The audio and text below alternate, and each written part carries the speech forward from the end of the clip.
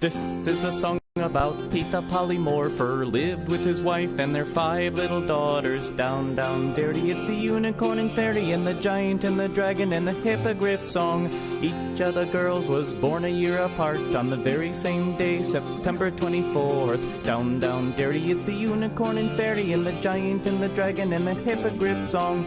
On the day the girls turned 5 through 10, this was the birthday Pete had forgotten. Down, down, dirty, it's the unicorn and fairy and the giant and the dragon and the hippogriff song. I'm so sorry, girl, said Pete, apologizing. Tell me what you want, I'll get you anything. Down, down, dirty, it's the unicorn and fairy and the giant and the dragon and the hippogriff song.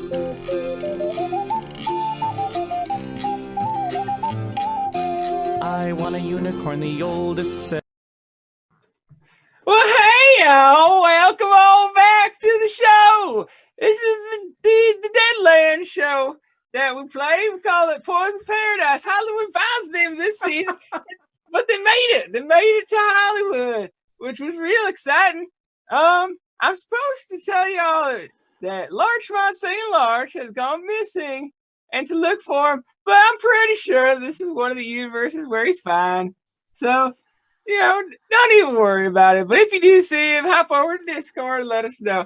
All right, Kevin, what's going on this week in Hollywood?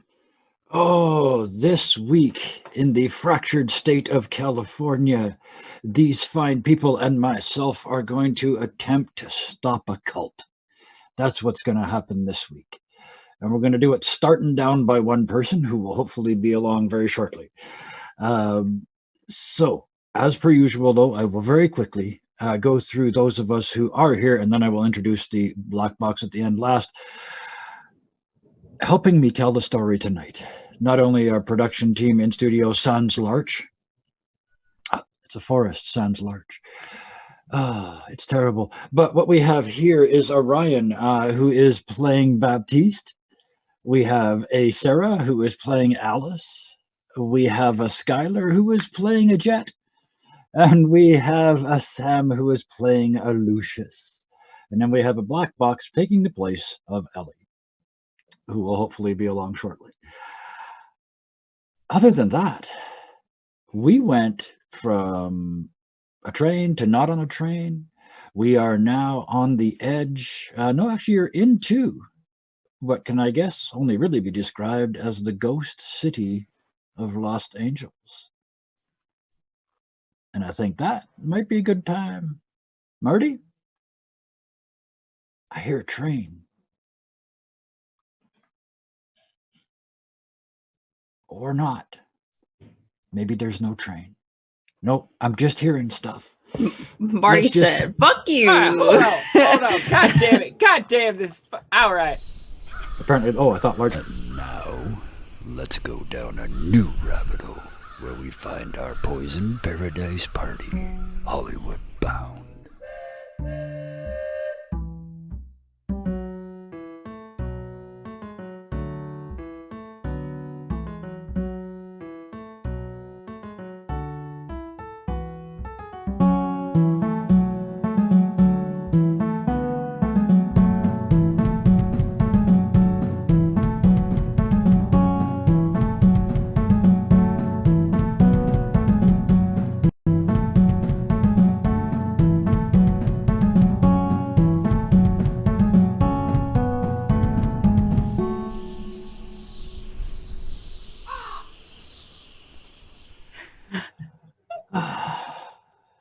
We are back at the front where we started, except for some of us who aren't there anymore. But that's only for people that are watching. For those of you that are listening, we're all here. Let us continue as though nothing has gone on. Please ignore the interstellar and interplanar swearing you may hear in the background for the next few moments. Those of us who are here in the last session passed over a hillside which had a large number of dead people and a large number of white X's arrayed as if in warning at the head of the valley that led you down to the ghost city of Los Angeles, parts of which had been burned and at the edge of which, closest to the ocean, a huge tripod structure has been built.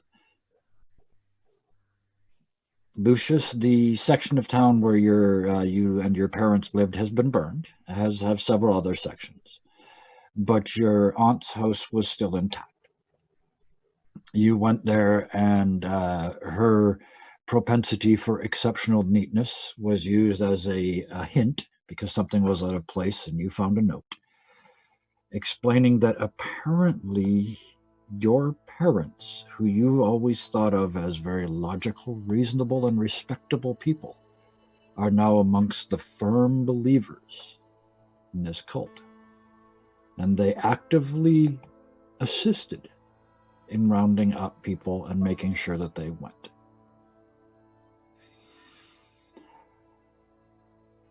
After that, you found some other stuff in this town. For the most part, this must have been a very orderly move. All the windows are boarded up. Places that have storm shutters, they're closed and locked. People have even put up their storm windows and storm doors like they're prepared for the winter, even though it isn't anywhere near that time of the year. But everything is made to make these houses safe. There's a few burned areas, and there's one or two places you can see that show signs of minor looting. Some of the nicer houses, somebody's pried their way in through the door. But it doesn't appear to be anything major that happened.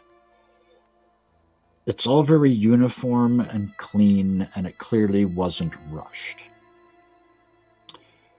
What else you noticed is what you figured out were wheel tracks, like cart wheel tracks. Except instead of being this wide, they were 8 feet across the rolling surface. So you can't imagine, they must have been 30, 40, 50 feet tall, these wheels. Some of them were as much as 40 feet apart.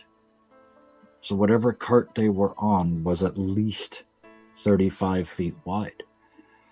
And you can tell from the curves where these things have been turned that some of them were as much as 150 feet long. And they were heavy enough that in this hard, parched coastal dirt, they're 4 to 6 inches into the ground from the sheer mass. And they all head toward that huge tripod.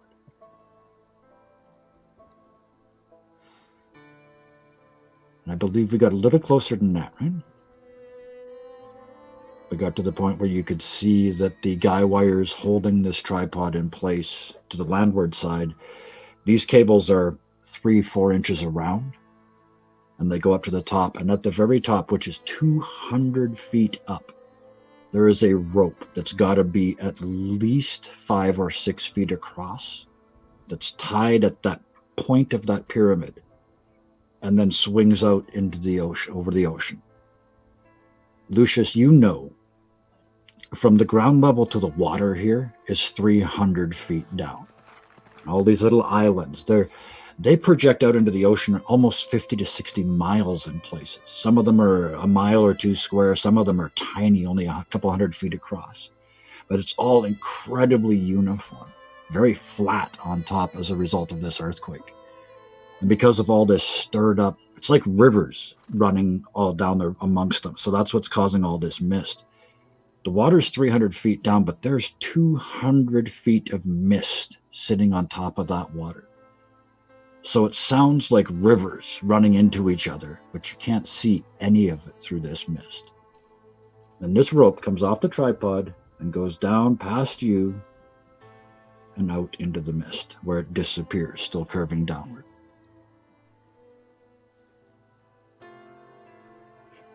At the bottom of that huge pyramid is another small row of X's, white X's. These are not the 30 and 40 footers before. These ones look like they were done just before the Exodus began.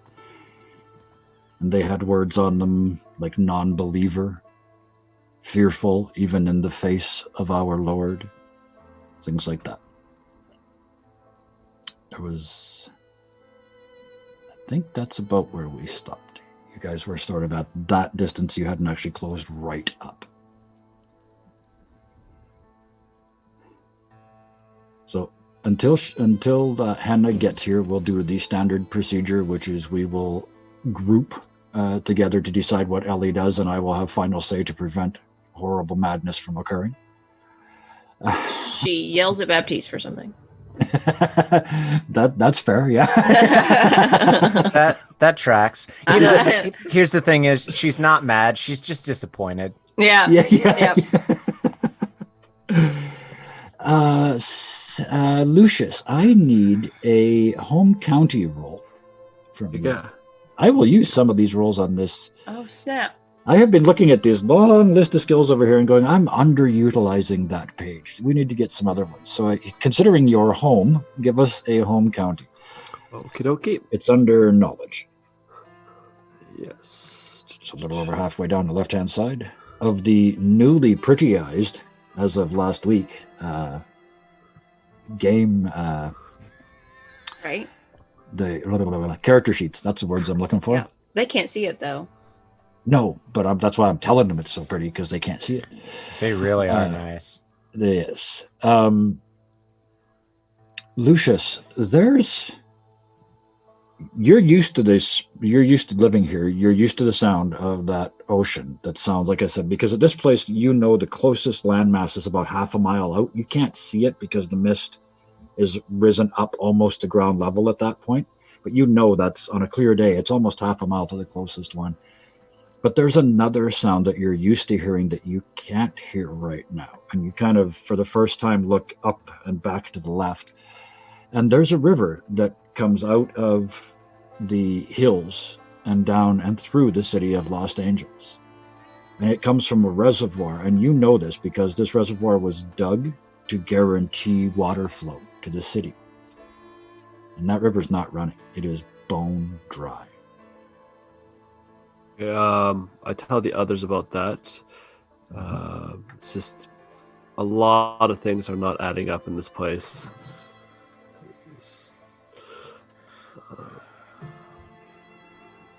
Well, I suppose the real question from here is where it is that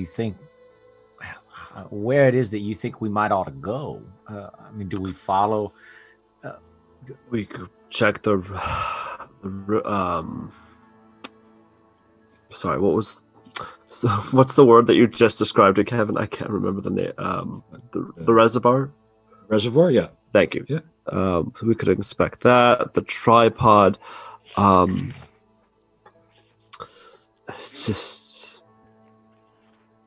Also, I mean, Lucius, are you looking to find your aunt? Do you want to find your parents? Are we riding into the middle of this, which I think would be very interesting, but maybe not the best of ideas? I would like to find them if possible. It doesn't add up.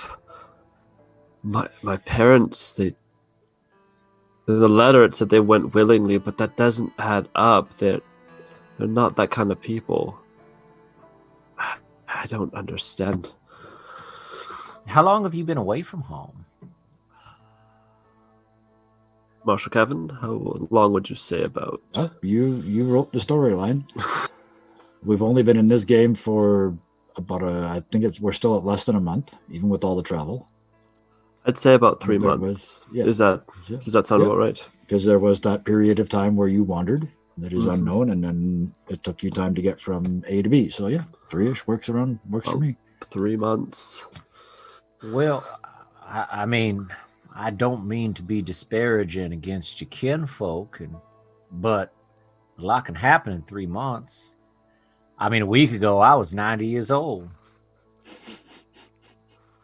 Most certainly.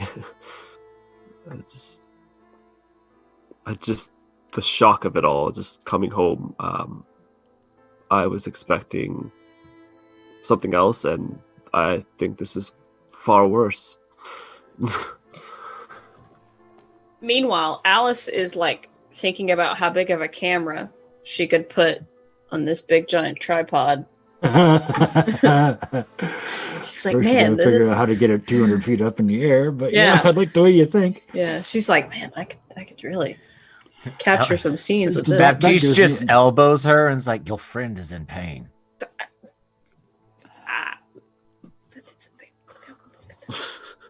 Miss Alice, when you, I'm not even going to make you roll. When you turn to start whispering under But your look breath, at that. I mean, it's so big. I can put a You huge camera notice- on the thing. you notice hanging off the back of one of the crosses that has the people, like they're actual X's, that has the people tied to them with the holly wood. Mhm. There's a piece of paper flapping on the back of one of them, Oh, well, being held in place with a little somebody's like broken off a little splinter of wood, and let's ignore that. Just like we ignored Kevin's you can alien ignore anything you excursion. want. Yep. No, Alice being who she is, she would like nudge Baptiste back and start walking towards it, the paper. Okay. No, I do. So sorry, not to like cross the timelines. I know that Yep. we saw the giant X's, the giant the crucifixions, but then Yep. like we rode like hell for 20 minutes to get to his aunt's house. Yes, So, yep. so where are we? That was Because if on you the- nudge me the and hill. walk back to the cross, like I'll see you in an hour. No, these are the new X's that are at the bottom of the tripod. Yeah, Okay, gotcha. there's a Sorry. lot of people. There are a lot of them around, yeah. A lot of dead people. Gotcha. So- I mean, does it look? It's deserted, right? It doesn't look dangerous. No, it doesn't look dangerous at all. It looks like somebody stuck this note in a place where they didn't think anybody, well, nobody that was part of the group would find anyway. Okay, I see where she's going, but I'm not going to Yeah. stop her or anything. So you- Yeah. Look at it. The side that's facing out, the first phrase is in French. Okay. It says, pour encourage les autres, Okay. which isn't, I mean, anybody from the South would probably be able to, it's to encourage the others. Okay. It's a famous reason to shoot 1 out of 10 soldiers if they try and retreat. To encourage the Right. others, one shoots 1 out of 10. Not how I would. Well, I guess if I was trying to. Well, it sounds nicer in Motivation, French. yeah. Pour encourage les autres. Yeah. That sounds Okay. almost heroic instead of shoot 1 out of 10 until they keep moving forward. And that's Okay. in French. That's in like French Canadian. Imagine how It good is, sounds because in my real accent French. is not capable of doing And we just true lost all Francais. of the Canadian viewers. No. It's okay. They weren't watching us in Quebec already because, yeah, I have a French last name and the worst French accent ever. So anybody that tuned in to see that, or even worse, if they've heard me do Guy, there's a whole Yeah, I was going to province. say bon ton. That's There's a whole province I shouldn't go to anymore. But anyway, Ah, merde. We're talking about Guy Botemps. I love that. Bo Temps. That Mr. Bo Temps. underneath pour encourage les autres, there is another phrase. It says, even on the road to heaven, ton Stoffel. And I'm going to type that out in chat for you because I knew you'd get it. Sorry for the mic spike. All What capital except for the 2 A's. What? TANSTAAFL. Fuck. And you turn it That's over, and weird. there's 3 sentences on the other side. They're numbered 1, 2, and 3. Are you still there, or have you brought the note back? I'm still there, kind Okay. of looking at it. You were more or less, you were close, but yeah. As you turn it over, the other side says there's 3 sentences, and it says Roman number 1, sacerdotal robes are real. Number 2, clerical collars are real. Number 3, priests are a social fiction. Alice, like, she was considering taking this back to the group, and she kind of looked at Baptiste, and she's like, It's just signed with an S. "This is gonna be A interesting." big, glorious, wonderful, scripted S. This is the weirdest thing. And there's nothing else on the paper. Nope, on those 2 sides. Is it all Even written on in the the road same to- handwriting? Absolutely. Yep.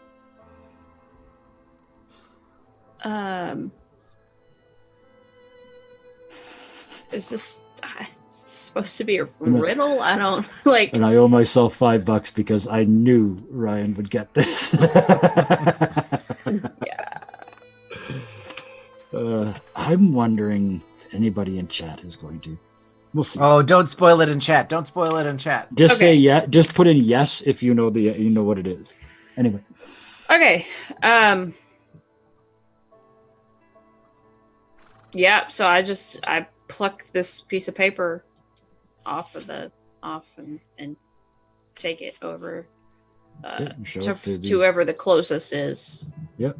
Well, definitely Baptiste would have been the closest. You elbowed him and then walked Yeah. over and grabbed something. So So I guess I'll just kind of give it to Baptiste, and this was posted on the back of the X. Yeah, takes a look. oops. I put one too many capital A's in that. Sorry. Takes a look at it. So I'll get to the riddle in a second, I suppose. But does the robes and the collar and does that mean anything, or is there any recognition there? I don't know if it's a role or off of my vocation. It's given your past history and your vocation when it was a calling, this is very much presented as almost like a Zen koan or a puzzle or a logical paradox, sort of just the way it's presented. But it is a absolute call out on the clergy. And if you read, it says, yet the collar's real, the robe is real, the man is only a priest because we choose to call him one. Okay, so looking at it for a couple of minutes, this is well, this side points to the 3 Roman numerals. This side might be about 7 theses short, but ought to make Mr. Luther pretty proud. They don't seem to care too much for the established church. A bit ironic for a bunch of zealous cultists, perhaps. Mm-hmm. And this phrase here, it's the idea of, it's actually a really old idea. The Romans used to, on a ship back, take one of the captured prisoners on the first day, and they'd execute him. They'd make up a reason, and it would keep everybody else in line. And this was just sort of a funny joke, a bit of ecumenical humor. The letters. Yeah. And Alice is like, 10 stand full? It means there ain't no such thing as a free lunch. It's the letters, anagram. Well, I mean, I guess that depends on your upbringing. No, that's what those letters mean, regardless of the upbringing. I mean, the phrase I know itself. what a key is. It's a bit of a military term, actually. That might be worth noting. It is fairly common term in the military. Perhaps all of these weirdos aren't just a bunch of free spirits. I mean, if they're keeping this, building things like that monstrosity. Alice, so Lucius, is anyone in your family or that you know have any military connections or go by S?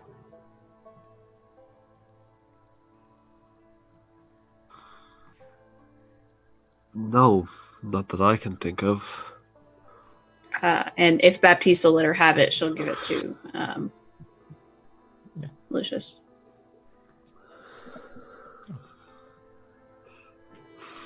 Jet, while you're poking around, you've never seen... This is 3 tree trunks this is made out of. Single tree trunks, 200 feet long, together in this big tripod. You start poking at it with your knife and, just sort of checking it out while these people are reading all those words on paper and shit. And the bark is like a foot thick. These are ancient California redwoods that have been cut down to make this tripod. They're probably, for what it's worth, I mean, I don't know how much of an environmentalist you are, but these trees are probably 2,000 years old. And there's 3 of them at this end, and they're attached to something. So there's probably 3 of them at the other end. You can't see. Yeah. This is right. Just so I have an idea, the tripod is in front of or in line with the tracks, those big, huge. The tripod is, first of all, set slightly but not far back from the edge, maybe sort of 50 feet away from the edge where it drops off. Mm-hmm. All the cart tracks come underneath the tripod, now that you're really looking, line up with that cable, and then drive off the edge into nothing. So there's obviously something connected them to this cable, or they all built a very elaborate thing and then fell off the edge for no reason. But it looks like someone made giant carts and put them on this cable and went down into the mist and apparently somehow up the other side to the next landmass. You can see, because you're looking, when you walk up to the edge, you can see it's about 400 feet out. And like I said before, about 100 feet down is where you see this cable, this rope. That's 200 feet above you, just behind you. That's where it goes down into the mist. And give me a scrutinize.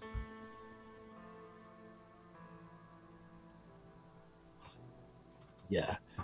You kind of line up and look way out into the mist, and probably close to half a mile away. The only reason you can see it is because it's so big, but you can see the rope rising up out of the mist, just a couple 100 yards of it, but then everything from there out is covered in a deeper mist. So you can't see that next landmass over. All right. And I'm standing, I'm assuming, away from everybody else over here looking at the edge. Yeah, because it's a distance. I mean, you're at the edge, then there's maybe sort of 50 feet, then there's the base, the 2 trees of this tripod that face the ocean, and these guys are sort of at the other one. So yeah, you guys are still a distance apart. And yeah, I just kind of, it's like my eyes see the tracks and put all this together, and I just absent-mindedly find myself looking over at Baptiste and mumbling. I'm like, the Lord commanded Noah to build an ark, which is family and every living thing of all flesh. And I just shake my head and spit. Sure. And then I walk back, and I'll kind of direct them to what I found, kind of point out the association and what I think. And as you look, you guys can see this rope like swinging and oscillating and moving, like anybody that's been on a chairlift in a windy day. It's doing that kind of slightly seasick inducing motion. But a lot of this trip, Jet, you can see, if you follow that cable to the next island, a lot of this trip is down in the mist.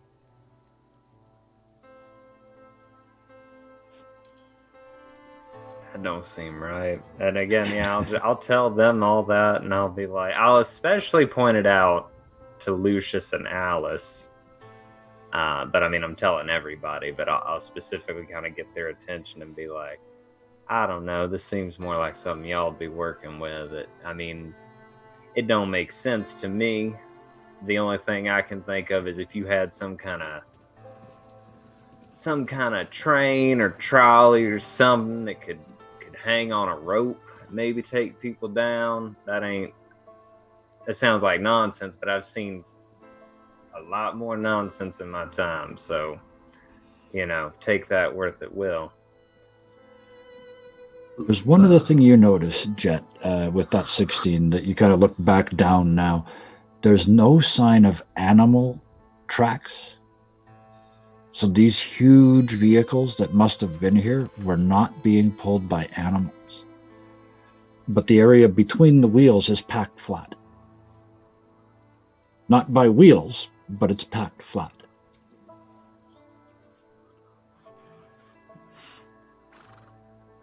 I'm the wrong person to know all this stuff. Well, I mean, you can point out to everybody else. You're the one that was over by the edge. That's all. Yeah, any of that stuff, I'll push it all to them. So can we just do a mutual share? You tell him about the note. He tells you about the stuff at the tripod edge. Yeah, there we go. Yeah, I don't know if he's gonna listen about the note, but yeah, we'll tell him. Interesting. Yep. I still can't wrap my head around this. Well, maybe what would be best is to sort of, I mean, this is your aunt's house.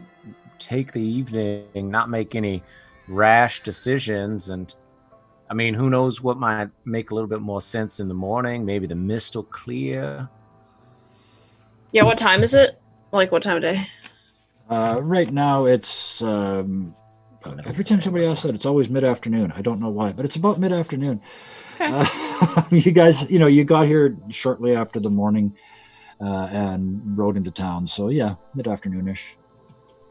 I agree. Yeah.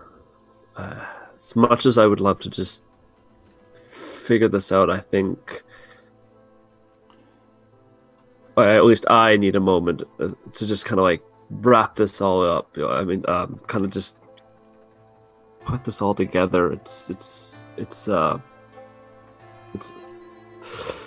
too much. You know what I mean?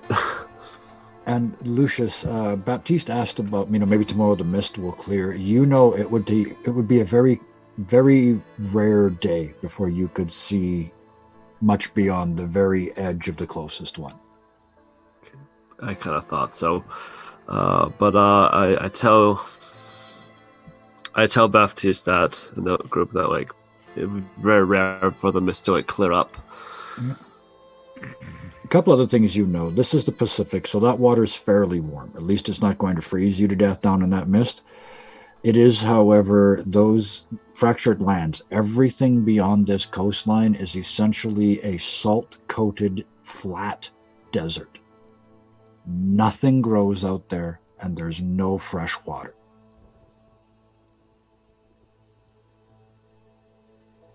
Okay. There's also bandits, for sure, and maybe monsters, depending on whose myths you believe. Yeah, I'll just share that with the group. But if somebody tried to take thousands of people out there, they would have had to feed them, water them, transport them.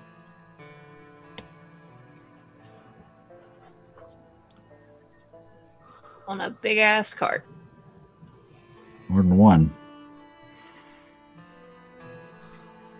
Is there?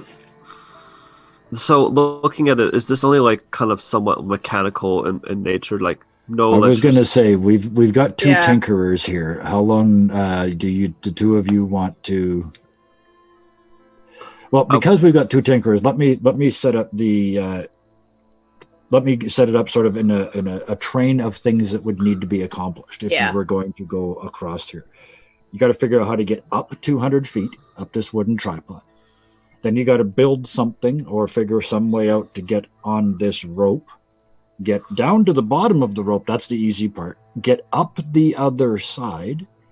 And you have to be able to take yourselves, your horses if you want to take them, enough food and water for all of you and your horses, which probably means a cart.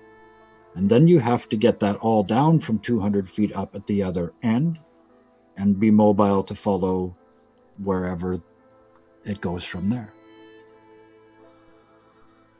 On the bright side, you have an entire city of free parts.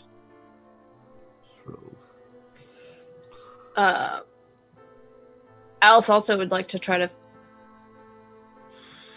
see if she can figure out a way,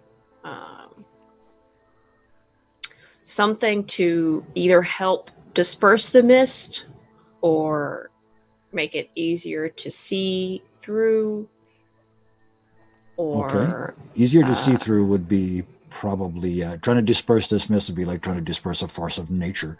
well, I don't mean all of it, but like yeah. like a path, either disperse like a path in front of us, or make something that allows us to see kind of what's in front of give us. me a tinkering roll, because I have an idea.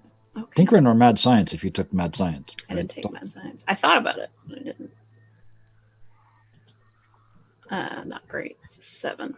Yeah.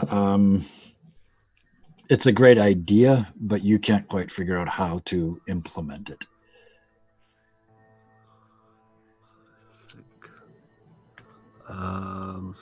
Cool. I'm glad I put 5 points into that. you just gotta try again. So, I mean, you guys know what the challenge is now.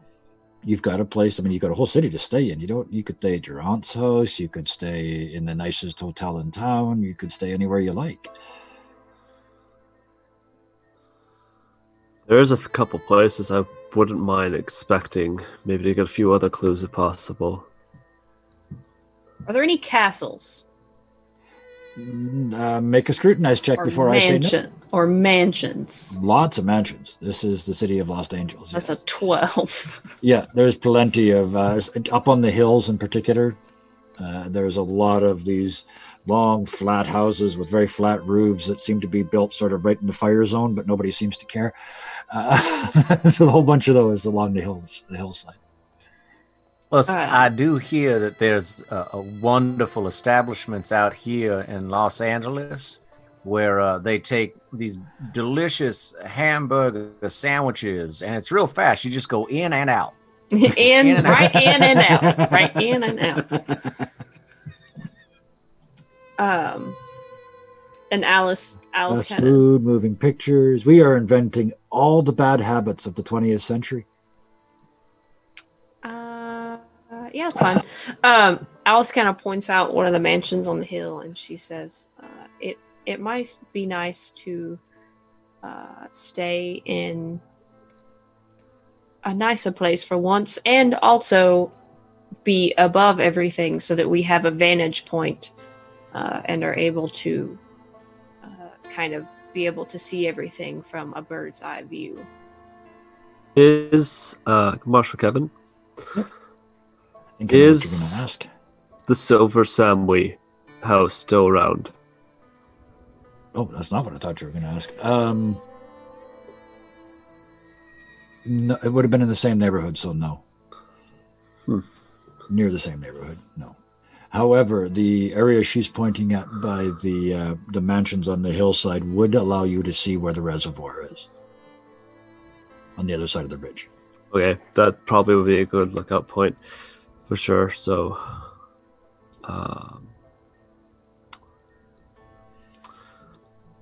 and where's the graveyard?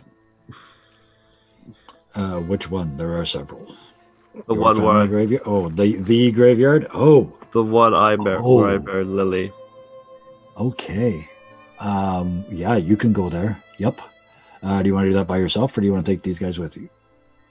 If somebody wants to come, that's fine. But I think we'll find a home base first, and then I want to pay my respects. Yeah. And if I can, I'd like to check out what's left of my home. Yep.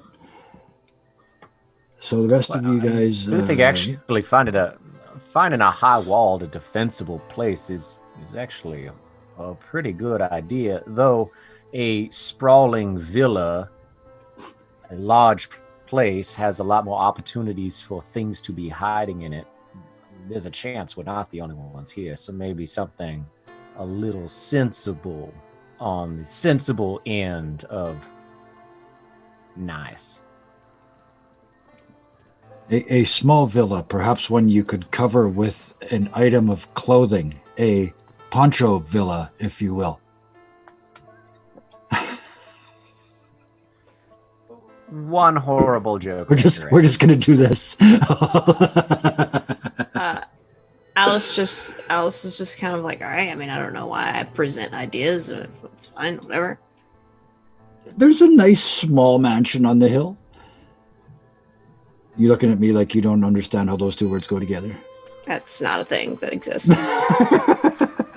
If it's small, it's not a mansion. I'm sorry. Would I know suspect whose mini mansion this is, or probably don't know? This area would be the rich, the well-off, the politicals, those people. Nobody you would know as a family. No. You guys were sort of a couple streets down the hill from this. But you guys find if the two of you are going to Oh. figure out how to do this, get us down there. Jet, perhaps you and I could go find supplies. Well, not to leave y'all high and dry, but I think I might have a better idea for getting a bird's eye view on this situation. And I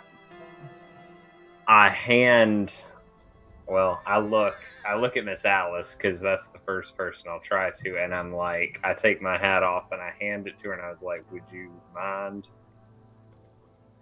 She takes it and kind of.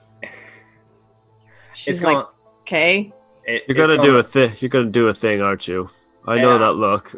I'm gonna do a thing, and At this point, Ellie probably says, "What the hell are you doing, Jet?" Yep. Yeah. And I'm like, well, one moment. They say you can't take it with you when you go, and I don't know how I do this. I guess I just start like running down the street, flapping my arms like a bat. Yeah, you tell me. So yeah, it's just I sprint running, and when I'm about 10 feet before the edge, I jump. But I have to turn before I go over the edge because I'm not dropping my chaps and shit in the ocean. So maybe my important stuff, I'm like, it looks like I'm stripping as I'm running. I'm just like throwing stuff off. You get to the edge with just your low slung jeans and your undershirt on, some socks. And then there's just like this high dive. And I thought I was going crazy. Jet, give me a... That boy has been was crazy. it spirit we use for you? I never remember. I think it's spirit. Whatever your magic stat is. Give me one of them. Is this one of those things where if I don't roll well, I don't do it? Well, we're going to find out. Just roll and find... Oh, hey. Okay. You think like a raven. And you're hot by the what he didn't describe is the closer he gets to the edge, he starts doing that 2-footed hop thing that birds do. Oh my god! Like almost rowing with the wings, and he doesn't quite get it right, and he hurls himself off the edge, and I trust it. This crow comes up and flopping through the mist, and he is a crow now. Yep. I'm just gonna collect her clothes. Do you want us to? Yeah. We all probably. I mean, I'm assuming that that's him, but Yeah. I mean, Alice goes, caca.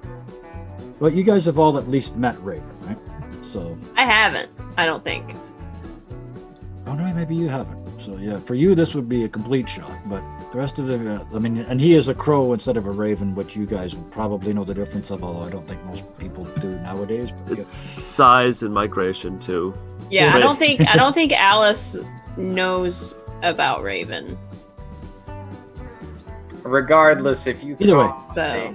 It was. But she could cause. Yeah, but you know about his weird shit. Yeah, no, well, yeah, 100%. Well, here's what you did see as he leapt over. Oh no, because he was over the edge before it changed. So no, you just see a raven out there, so yeah, Lucius, you go to the edge. There are no clothings to gather.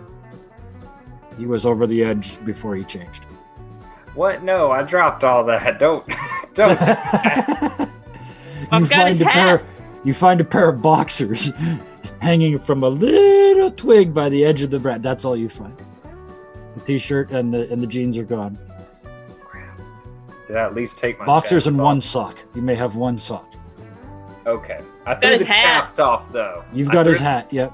Yeah, your chaps right. are off, your gun belt's off, your pack is off. All right. Well then, yeah, and yeah, if I hear you caw, just to Are the boxers like white with hearts on them, like red hearts on them or something? They'd have to be.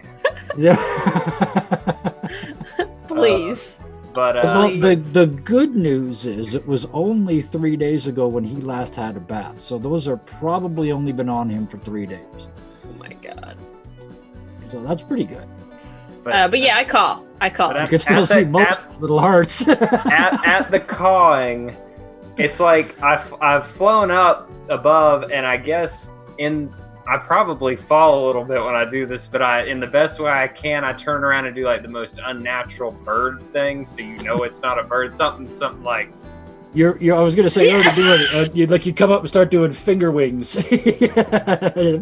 Oh my god. I see this, and I just in spite of all the bull crap, I just like do a slow laugh, and then I just start laughing hysterically, like hardcore, like I'm on the ground, like like belly aching, like oh my god. And then I'm gone in the mist. You're gonna follow the rope. Yeah, I'm gonna follow the rope as far as I can for as long as I can until I find something. Well, if you stay on the rope itself, like I said, about 100 feet down, you start to drop into this mist. It's not like you can't go. It's just misty. Like if you've ever stood at the bottom of a waterfall, it's like that. And you're a bird. The water runs off you like off a duck's back. Yeah, almost. Yeah, sure. Why not? And you can fly through it. You don't have to fly right above the rope. You can stay sort of 20, 30 feet above it and still see it. You follow it all the way down to the bottom. A couple things you realize about it is, of course, it's soaking wet. It's been hanging in this mist for weeks, at least days. There is a crust of like dried salt on the top of it, where it's just sort of settled and dried and dried and dried. And then as it starts to climb up the other side, you can see that it's got like pick marks on it. Like a cat's been at a tennis ball, and there's just these tufts pulled, and they go as soon as it starts to go up. And you can see there was a lot of mass on that. That's how somehow this, for lack of a better phrase, whatever these things were, they clawed their way up the other half of this wire, of this rope, this 6 foot wide rope. And starts to stop me anytime. You start to climb up, following the rope out at the other end. And as you do, you see ahead of you the next island and another one of these huge tripods with the ropes behind it, holding it in place. And near the base, there is a huge cart. It's exactly what you thought. These are 8 foot wide wheels. This thing is 30 feet wide. It's almost 100 feet long. It's got this huge like J hook at the front and the other one going the other way at the back. And it looks like there used to be something mounted between those, but that's been scavenged, as has one of the wheels and part of the axle attached to it. You can, other than that, what you see is this trail of these wheel tracks leading off onto this plain ahead of you. And again, you can see about half a mile. That's about as far as you can see anywhere out here. And all along both sides of that track are just piles of garbage, like snowbanks been pushed out of the side. And you can tell, I mean, you're a raven, you know your garbage. I hope that's not speciesist. You know your garbage. A lot of this is rotted food that didn't get eaten in time. Like, it's waste. There's a lot of human waste as well, and animal waste, and it's a city's worth of garbage just in 2 rows along the side of this road.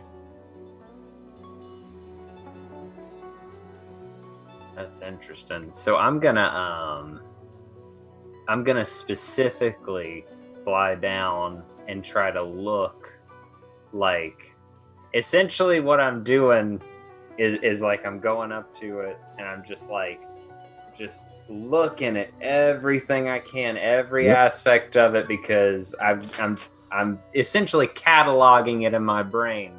I'll let y'all figure out what I'm going to do with that. Yep. Well, let's start good. You can fly. So you land on the top. Mm-hmm. There's these, like I said, these 2 hooks that are clearly designed to go over the rope, right? And they probably with some figuring out, you're clever, well, at least your bird form is. There was wheels up there that ran on like a pulley system on top of the rope, right? So there was a big cart, just like a ski lift, except it rolled on the way down. There's on the top of this cart is huge, and on the top of it, it's like a little mini village. There's little houses and a little forge, and you can see stairs going down. It's like an apartment building on wheels. There's levels and levels and levels, and there's probably room on this thing for 400 or 500 people, at least, in rooms. But the weird part is every room's got 2, sometimes 3 chests. And when you go down underneath at the very bottom where the axles are, where these huge wheels are, the structure comes almost all the way to the ground, and you have to kind of go underneath this skirting board to get underneath. And from on the ground looking up, it takes you a while to figure this out. There's rows and rows and rows from side to side, from front to back, of leather-wrapped wooden bars that are about a foot around. They're at about chest height. And there's no floor.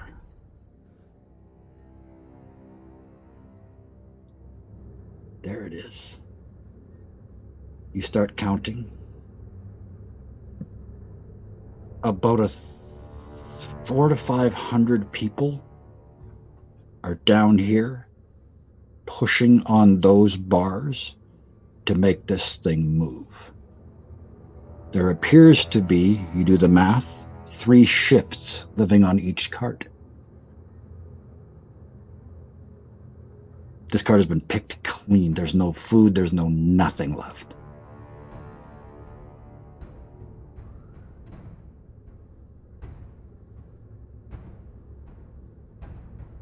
All right.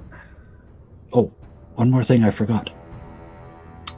On the, because you can fly, you fly up to these 2 hooks again where the wheels used to be, and you can see between where the wheels are and where these big arms are, there's a structure that hangs in between, and it looks for all the world like a hamster wheel, but it's about 30 or 40 feet across.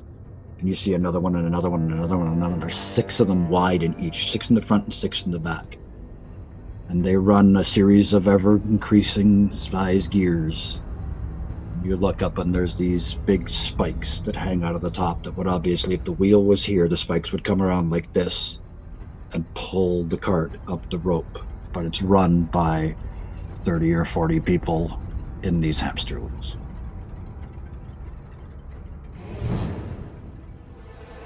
Oh boy.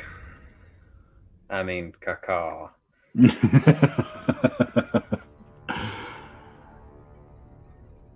So yeah, I'm taking this all in. Essentially, I'm using myself as a camera right now, just looking at it all, taking extra time to look up and down and at all the aspects of it. And then once I think I've gleaned everything I can, I'll take a glance, because I've probably been gone, what? How long did it take me to get down here? Down here and have a really good look at all of this, probably an hour. All right. So yeah, I'll once I do all that, I'll take a glance to see, just in passing, if there's anything that I can see down the line, and then I'm gonna head back. All you can see is these 2 rows of garbage that head off into the distance. Do they go? Oh, actually, give me a scrutinize. All right. Man, if I would have picked an eagle, I probably would have gotten advantage. Extra or whatever scrutins. That is. Oof. A 4. Okay, yeah. You don't see anything other than it's going to be real easy to follow them. All right. You can, if you choose, you can fly back above the mist, so you don't have to follow the trail, or you don't have to go back down into it.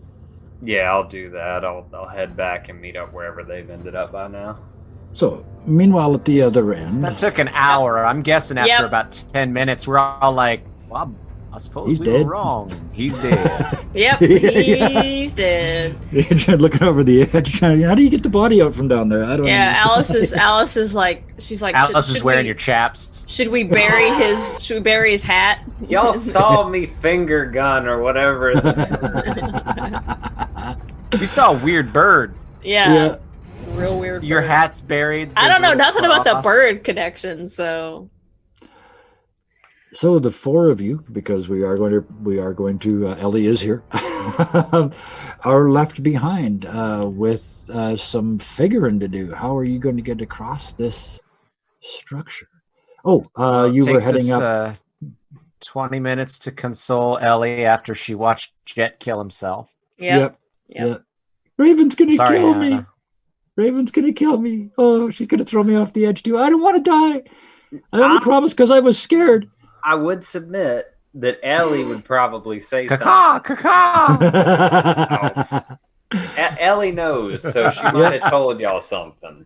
That's my 2 cents. Honestly, so Ellie I does think know. we could probably say if anybody does express any worries, Ellie says, Owner Raven says he's okay. That's one of his new tricks.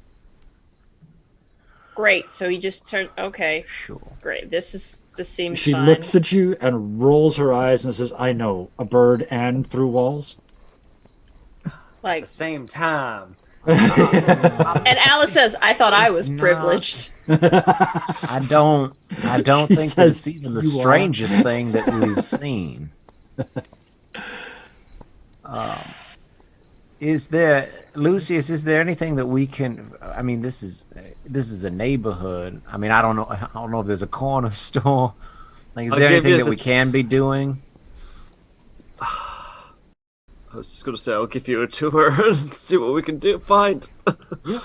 So I mean, you guys can see the I mean, if tripods he's a everywhere, bird, so- he can find us wherever you are. Just look for the 4 living people. Yeah, Yeah, only well- 4 moving people in the entire ghost city, yes. um, Which kind of hits you again as you turn. It's a whole city, like an entire city. Yes, it's a late 19th century city, but it is a city, and there's nobody here. it's a very eerie feeling, like you're alone in the world. You mean as eerie as when Paradise had disappeared and basically Kinda, in yeah, front of kind our one of eyes? those, yeah, all the people are gone here, but the city's still here. Lucius, you look up that river and you can see there used to be a dam that held back the reservoir. And it's still there, but there are 3 huge, like, pipes that come out. Is that And you can new? see that, yes, that's new since you left. They're built right into the bottom of the dam. They use this to empty this reservoir in a hurry. So I point that out that's new. Like, were they building something, or were they using it as a means to? It occurs to you that that's enough water for thousands of people for a couple of weeks, maybe.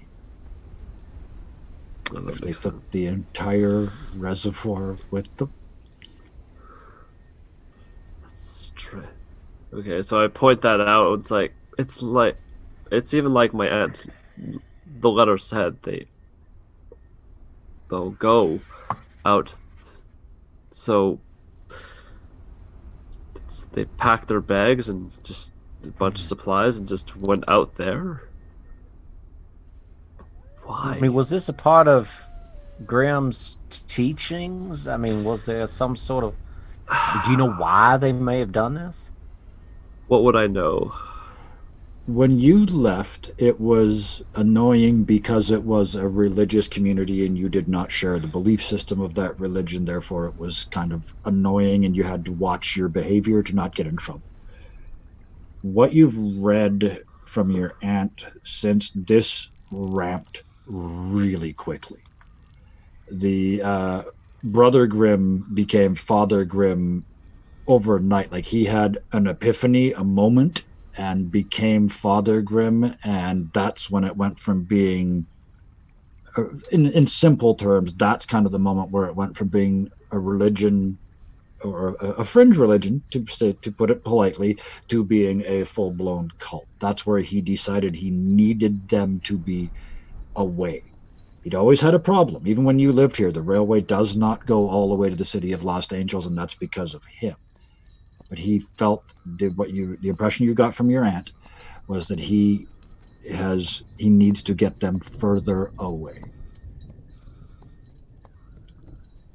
Someplace safe. Perhaps we shouldn't expect Father Grimm's church.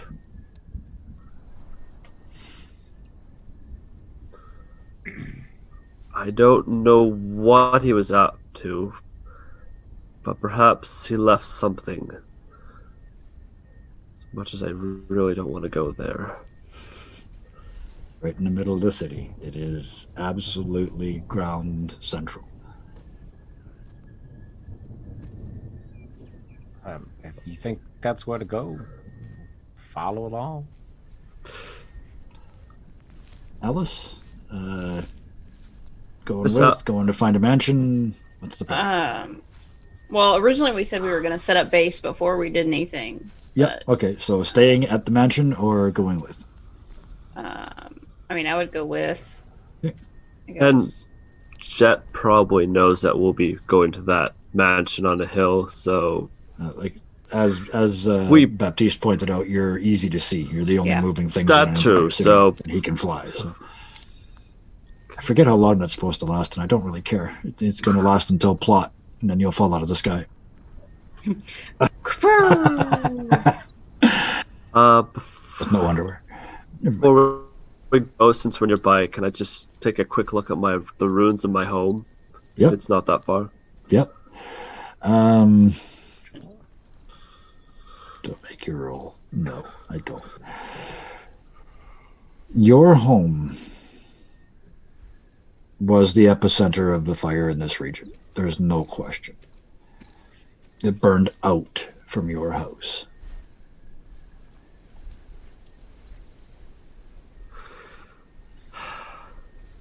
There's literally nothing here, is there? This is a gray patch being blown by beach winds. The salt is already starting to encrust the rocks. There's not even hardly a foundation left. In fact, somebody went to an effort not just to burn this house down, but to obliterate it. It's a beautiful house. No. Does it look like the fire started on the inside, or like that it was set on fire from the outside? It was definitely burned from the outside. It was. Do I have? You have a very high. No, I'm not going to make you roll because you've got like cognition and artillery and all kinds of stuff. Yeah. Yeah, I was just gonna ask. This was multiple sources outside at once. Okay, so this was super organized also. Yeah. Yeah. And then they let it burn. They let the whole neighborhood burn. Doesn't make sense. This neighborhood was opposing Father Grimm. Or perhaps Is it possible that they changed whatever views they needed to change to survive? Perhaps, but he would send his brutes out and collect money, or like sharks, right? And on a peace mission, he called it, to collect money. Oh yeah, there was collection agencies for sure. And You pay or your place burns down. It's a protection racket for sure. In the name of the church. And Alice does share that it was burned from the outside simultaneously.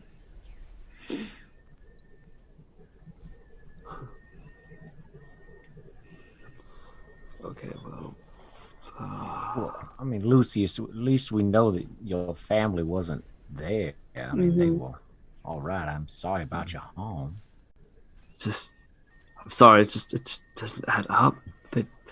They were fighting against him.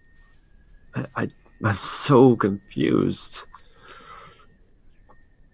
Because this area is burned down, you can see the local cemetery because it would just be at the parish church, right? It would be at the closest church, and this area is burned down. The graveyard is clearly visible. You can see her gravestone. But that's it. There's another. You're expecting another one? You were expecting his? Yeah. But you know that skyline. You lived here. You know those graves. There's no...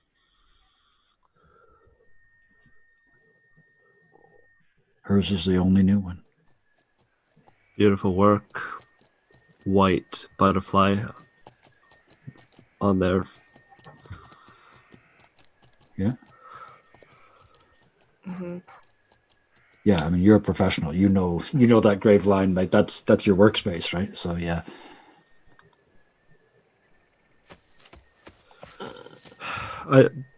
How close am I to the tombstone? A couple blocks. Excuse And me it's for a all moment. burned. I mean, you can walk in a straight line through the wreckage. I just go up there and just kind of dust it off and Yep. clean there's it a some bit. soot and whatnot on it. Yeah. Take my hat off and go. Hello, Lily. I'm home.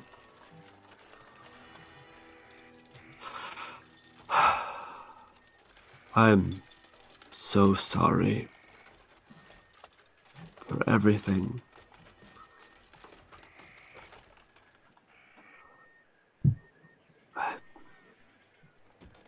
I shouldn't have left.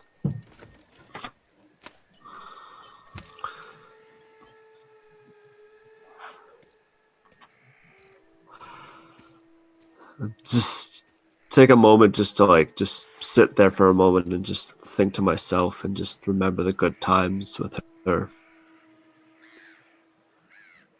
Just You have a flicker of a memory running away from the church that night. the abandoned church The one where the incident. things went wrong. Right. As you're running away into the darkness, you hear behind you from inside the church a scream. More like a moan. He was alive. Oh, I tried to tell him. There's no denying it now. Alice was right. You didn't kill him. You tried, and you would still be very much guilty of attempted murder. But he's not dead.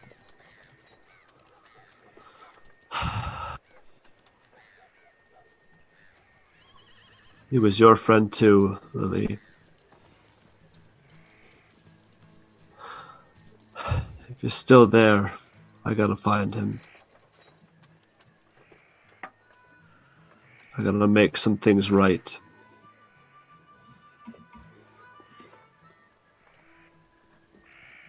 I take the pocket watch that she gave me, and I just start digging in there, and I just put it in the ground. I'm sorry, Lily.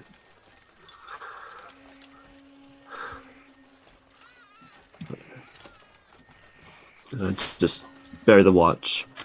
Yep. You start to walk away afterwards. Drained, shattered, confused, probably angry, all kinds of just, like, he's not dead, she is. There's like somebody reached out with two fingers and just thumped you on the chest. An invisible force. Yep. You reach up, touch that spot. Your watch is in your pocket. Take it out.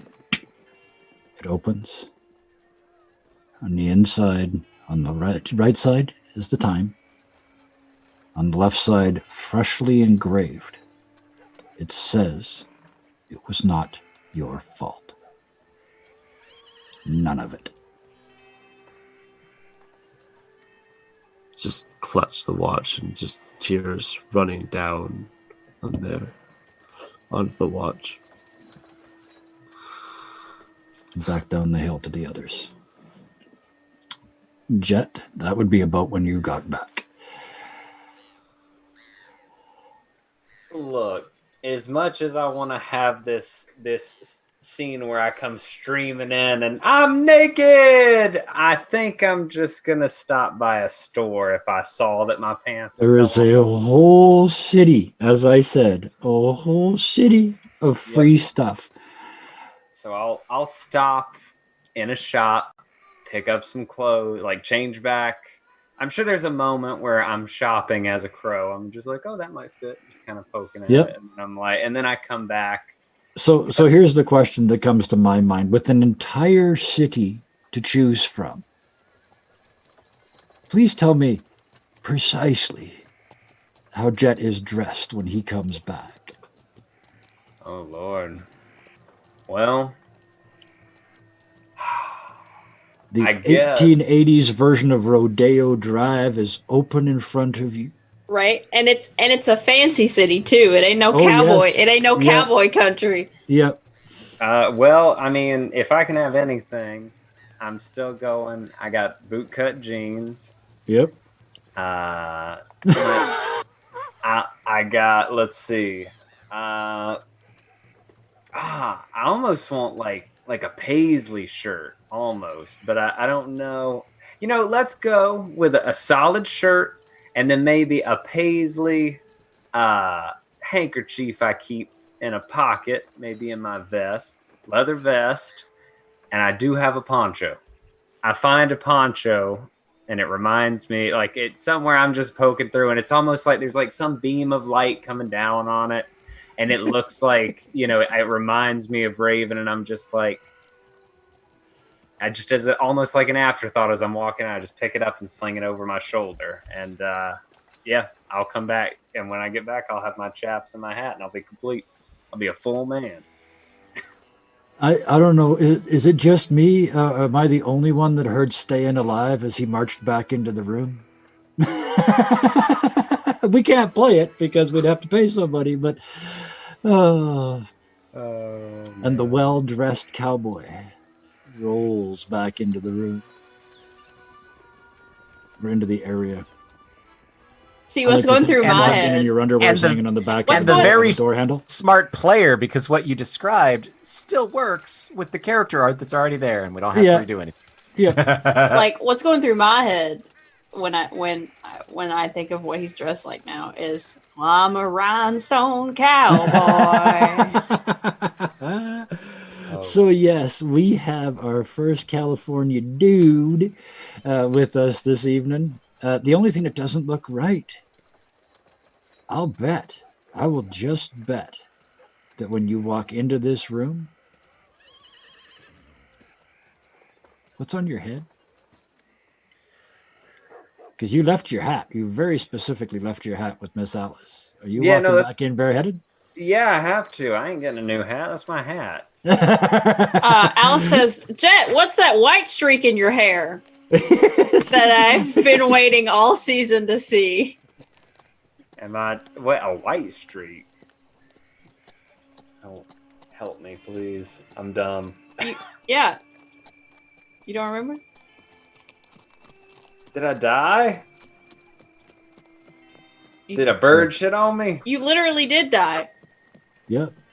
But did that cause a white streak in my hair? What's happening to me? What are you talking about? But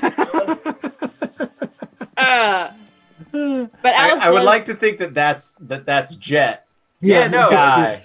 Yeah.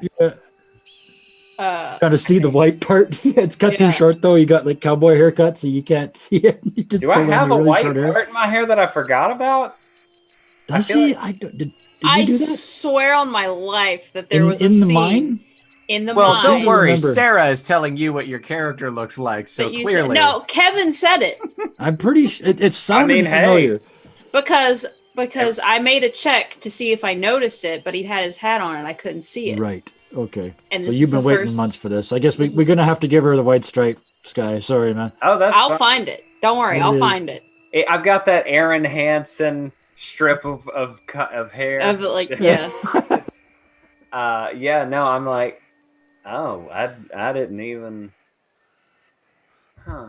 Well, on that slightly lighter. This is the note, first time I've seen you without your hat on, so I thought Yeah. it was completely normal. He's got a hat head too. Like it's absolutely pressed against his head, and then from here out it just goes like that.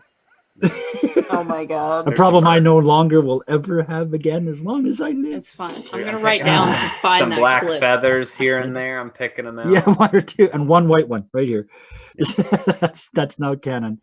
So yes. Oh let's wait, take so this is that moment. how we recognize you? Is there one white one feather, white feather? There is now. on your raven, on your crow, your little crow There you go. head?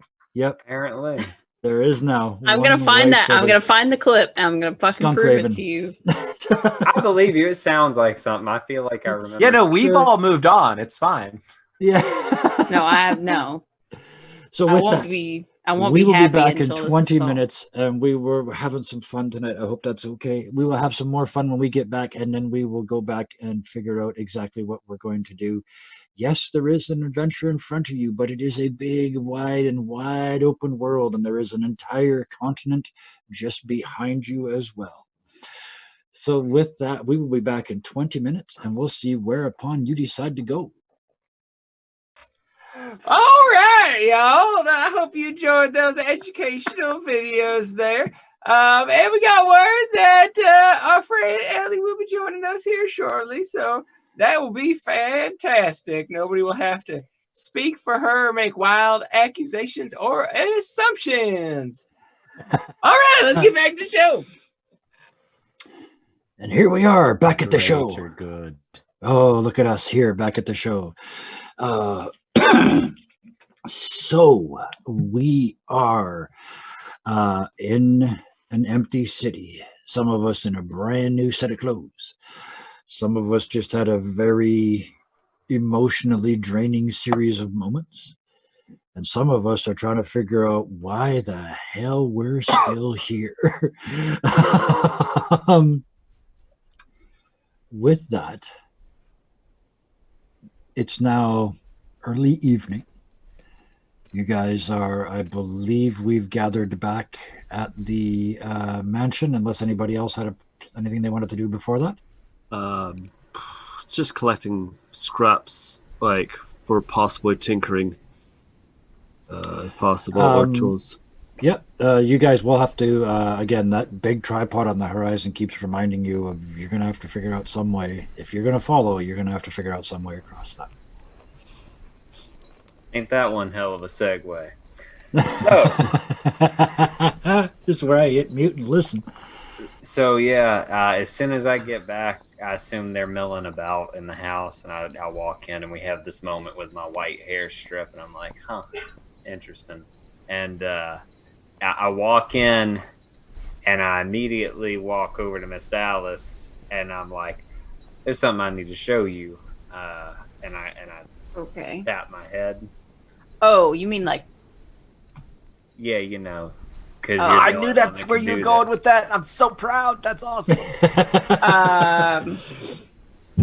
Anybody who's watched Skylar play in other games, he has a history of letting people into his head. I'm an open book. But he just can't let anybody into his heart. That's right. Damn. It's too full of feels. There's no room. Yeah, I guess Alice will. Okay. What is it? So that I have an idea of kind of what. What I just saw. Just there's a point you'll see me lining up the shot for you, and whenever she gets in, there is definitely wherever I started looking at it, like for real, you see two little bird wings, kind of like. Yeah. The feathers just. It's done in Okay. a creative montage to copyright-free music. You get the whole thing. It's a lot of cawing. Yeah. But yeah, it essentially whenever you get in. Well, let me. Okay, so she's gonna. Well, you first, yeah. Well, okay. she's gonna try something. He's letting you in, so that's Yeah. certainly gonna help. It's cognition, right? That's what we ended up Yep, on. that's what we Okay. ended up doing. You think your way through this. So. So she's gonna try something. Yeah. And she, and I have a backup plan for if this doesn't work, but Yep. she, she grabs Lucius's hand and goes, Okay. trying You're to gonna try and take him with you trying to pull him with me. into Jet's head. Mm-hmm. Okay. Give me that cognition roll. This better Because be as far as impressive. Alice knows, right, she's seen Jet Yeah, she has no idea. Yeah, take people with him. Yep. So absolutely. Yep. Presumptuous that I Give invited me that. him in. Give me that cognition. It's like inviting somebody over That and they bring a old time friend. the cognition. 9 again. What was the 9s? That was what it was last week. You are not sacrificing to the correct roll 20 gods and goddesses as appropriate, Clearly. and so you only get 9. I pay for it though, so you know. Yeah, I should, like, not enough, obviously. dang. Anyway, with a 9, you grab him and you go, and your hand just goes right through his wrist, and you're gone. Actually, no, I take that back. Lucius, you feel her hand dig into your wrist, and she goes rigid, and her eyes roll back in her head, and she's gone. But her body is still in front of you, almost ready to fall over. So is that? I wasn't sure if that was a thing where, like, on the outside, if I like pass out, or if I just kind of freeze. Well, I mean, you freeze, but to stay standing is a lot of work. It doesn't sound like it is, but if you suddenly lose the ability to adjust, you will fall Yeah. over very, very quickly. Yeah. So that's what you're faced with, Lucius. She grabs you and looks at you like she's like, this is going to be cool. And then she just goes and starts to fall over. You help her to the ground gracefully, one assumes? Oh, we can't hear you.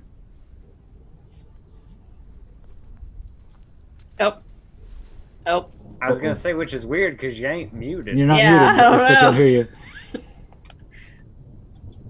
It's okay. You're not in the scene. Well, he's halfway ethereally Yeah. into somebody's mind. It takes Yeah. a second. He was halfway pulled. So- He's like in So limbo. let's assume that he gracefully lowers Yeah. Alice's body to the ground. Alice, you pop into Jet's head. Jet, how do you do you do the fly-in? Do you show her the fly-in in crow form? The whole thing? We start with the fly. Oh my god. Okay, It's cinematic. It's so- like Cinematic Yeah. AF. From his point of view, he's running towards this drop-off into the misty depths in his drawers, and you're just like this, and then he hurls himself off the edge, and you feel terror flood through his mind as he fails to turn into a bird, and then boom, he changes. Oh, that's an interesting one. I was going to ask her to roll that. Right? Yes, please give me a guts roll, Miss Alice. Okay. It's an 11. Yeah, you you panic, like just flat out panic, and you somehow manage to get a squarp out of this crow as you're flying. You actually affected him slightly and shoved the noise out and changed this, which is history, which is really weird, but it's in his head, so it can all work. Oh. And you are, for a moment, you are almost ill. You are flying into the mist above this rope, plummeting with no control over it, but you can see everything he can see. And is it because Sorry? when This birds guy's giving me learn how to fly, it's very like well, is it like that? He's an adult crow. Okay. So what was that, Sky? I want to ask because I want to know how this works. Yeah. Am I sharing this? Like, do I feel an That's what I was experience. asking you. Because you invited her in my head, I should have explained this. It's kind of like you've set up a movie theater, Mhm. and you're going to show her, like, you're going to decide what she sees. Yes. Unless she decides to go digging, in which case she'd start rooting around in your head. Mm-hmm. That's how I saw it. Because, the main reason I'm asking is because if I feel that, I'd like to think it's almost like how I feel Raven. It's like I'm back in the memory, and she's just kind of a passenger. Yeah. And so if I can feel her panicking in the back of my head, there'll be like some, consolation of just like, it's magic. It's, we're here now. I think it's not the magic. I think that's free. I think it's the motion sickness sensation of hurtling through space. Yeah, that was what it. Yeah. It's like a VR roller coaster. Yeah, the only you didn't ask to be on. The only thought of that, I'm just like, we're a bird now. Like, yeah. By the time he gets to the bottom of that arc, you are now paying attention. So you see the claw marks on the rope as what something climbed this rope. You see him break off and do again. You kind of have to as he drops from the rope down onto this huge structure that's sitting in the sand, and then there's the village on top, and the room for all those people to sleep, and the place at the bottom where they have to take turns pushing, and the 2 rows of garbage heading off into the distance. And it is like it was shot specifically for you two. Like this was not me being like, how do I understand this? Was like, I'm getting every inch of this and every angle. Yeah. So you can tell what's going on in all this, and you can probably feel that moment where my gut drops when I see that when you thing realize at the bottom, that revelation of like, that's what that packed earth between the wheels was. Mm-hmm.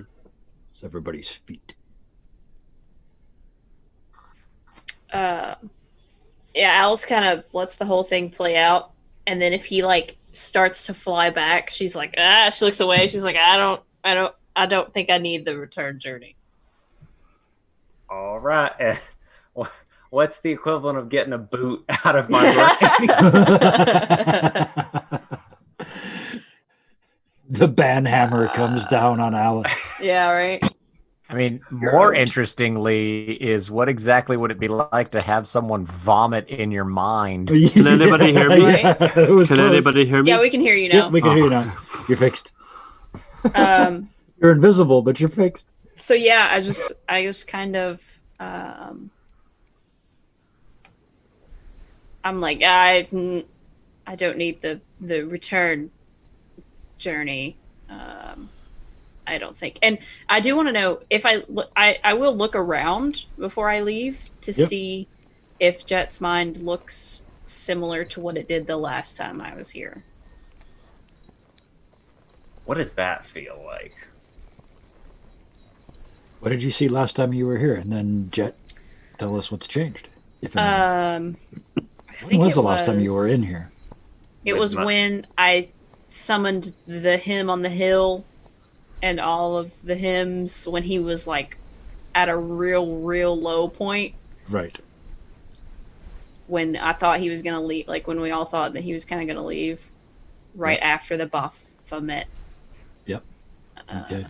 It was either right before or right after that. So since then, you've got your new abilities.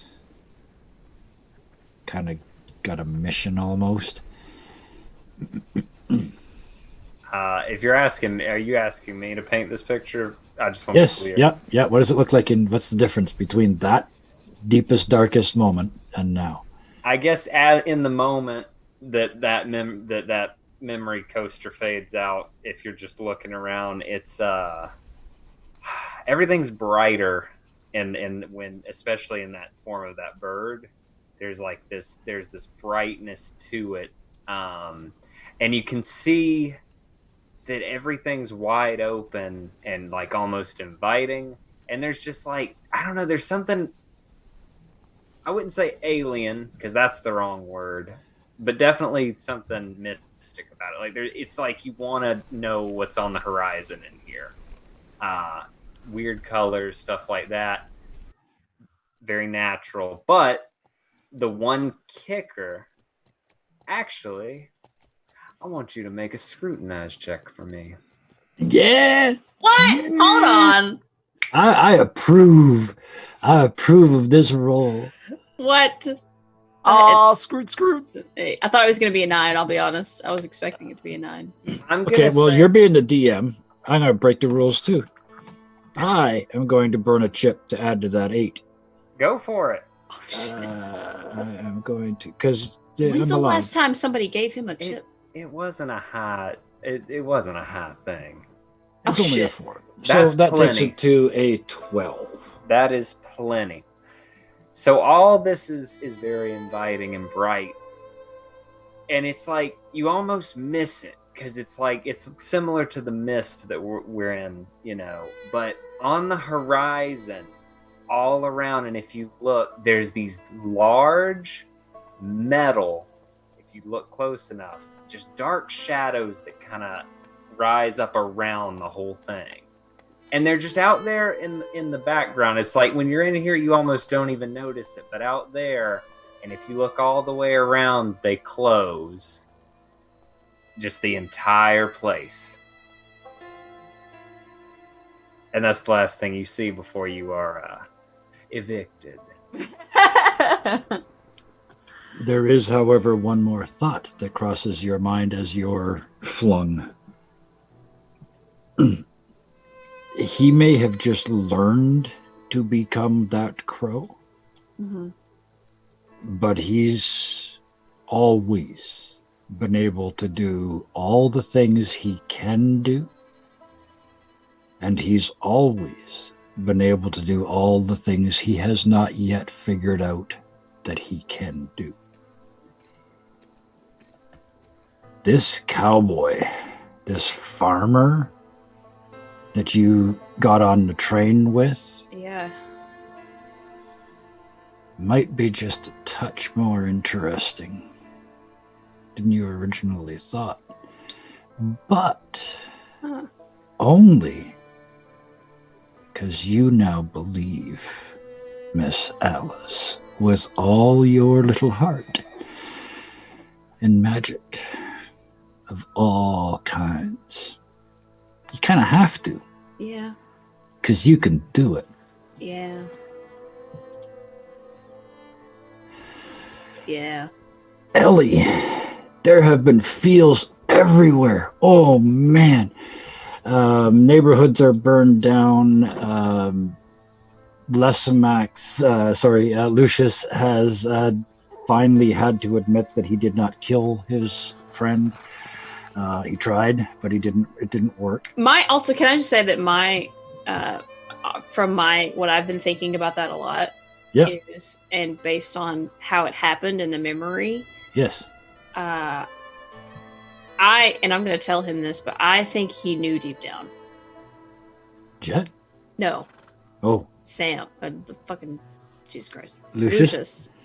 Yeah. knew. And that's like, Oh, you called him out before. You knew it was true before he did. yeah, But he now has undeniable proof. yeah. It's all right. We're gonna talk about it. It's fine. Here in about 3 minutes. And then I'm assuming the two of you share, and Jet, you share what you saw with everybody else. You'd probably have to use words because she's the only one that can get in your head. Yeah, I pop out, and once that's over, I kind of shake my head, and I'm just like, well, now you know, and I'm sure you probably got a lot more out of that than I did, even though I sure felt like I got a hell of a lot. So if you need to explain to Lucius, I'll explain to Miss Ellie and Miss Baptiste. Miss Baptiste. He's a beautiful man. I shoot him. Shoot him.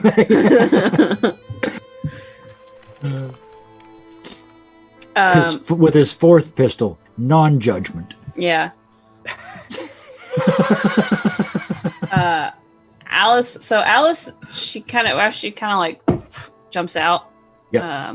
By the way, you're staring I up put at I put her on a Lucius's chair. worried face. I put her on a chair. Okay. Oh, okay. Oh, wow. That's That what I moment, was trying at a to party say. that you've had too much to drink and you kind of. Yeah. Okay. And yep, there it is. It was late. I know the joke was late. I was having a hard time finding it. You were like, wait, I gotta think for this. Miss Ellie or Miss Alice, when you wake up, we've stacked cups and bottles. Yeah, right. There's a pile of whipped cream in her hand. Her hands in a bowl of warm water. It's like, but no. So I kind of come to, and I'm like, first of all, that flying is that I don't know how you deal with that. Maybe it's a Baptiste holds her hair back. crow thing, but that was oh my goodness.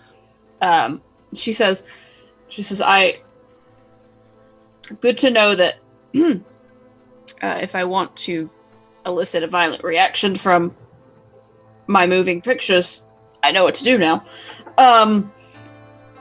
And after a minute, she starts telling everything that she saw in detail. And she offers to Lucius to show it to him. I would like to see it, please.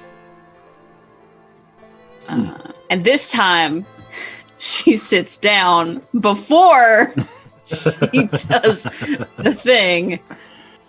Yeah, you take your hat back at this point and go to put it back on. You look in, and if you remember, there's the flower in there, all done in the infinitely fine beadwork.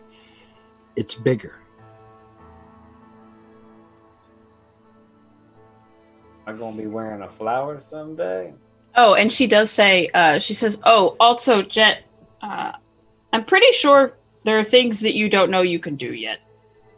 The funny thing is, when I got my hat and I knew she was going to start telling everybody, I immediately went to a chair, leaned it up against the wall, put my hat over my eyes. So I'm just grinning. Yeah. I'm just like, yeah, sounds about right. Yeah. Feet up on the table, just as confident cowboy And she says- asshole sitting in the corner, And all she says, confident. she says and also, shit. apparently, it seems like you were born this way. So, Yeah, I think I heard a song about that somewhere. hey, baby, you were born this way. Okay. All right. So I guess I'm gonna. If we'd made that joke 40 minutes ago, he could have dressed different when he came back. I Right. need a lot of meat. So yeah, I guess I'm gonna try it with the Lucius. Yeah. Let's Are you going to take him on the same flight? Yes. If I had to experience it, Yep. Lucius has to experience it. Okay. Both of you make guts checks for me. Well, let me try to do my cognition. Oh, yes, right. Get in there first. Yeah. I mean, he's not resisting. Whoa! So yeah. You are in, and you have VR'd him. You have basically strapped your instead of where Jet was a theater and you sat and watched a moving picture. Yeah. This you are like directly. You are beaming reality into his eyes and ears. This is cool. Okay. Making that guts check. Oh yeah, Yep, guts. both right? of you, because now you're experiencing this in full 4K as well. Where the? Oh, there it is. How'd I do?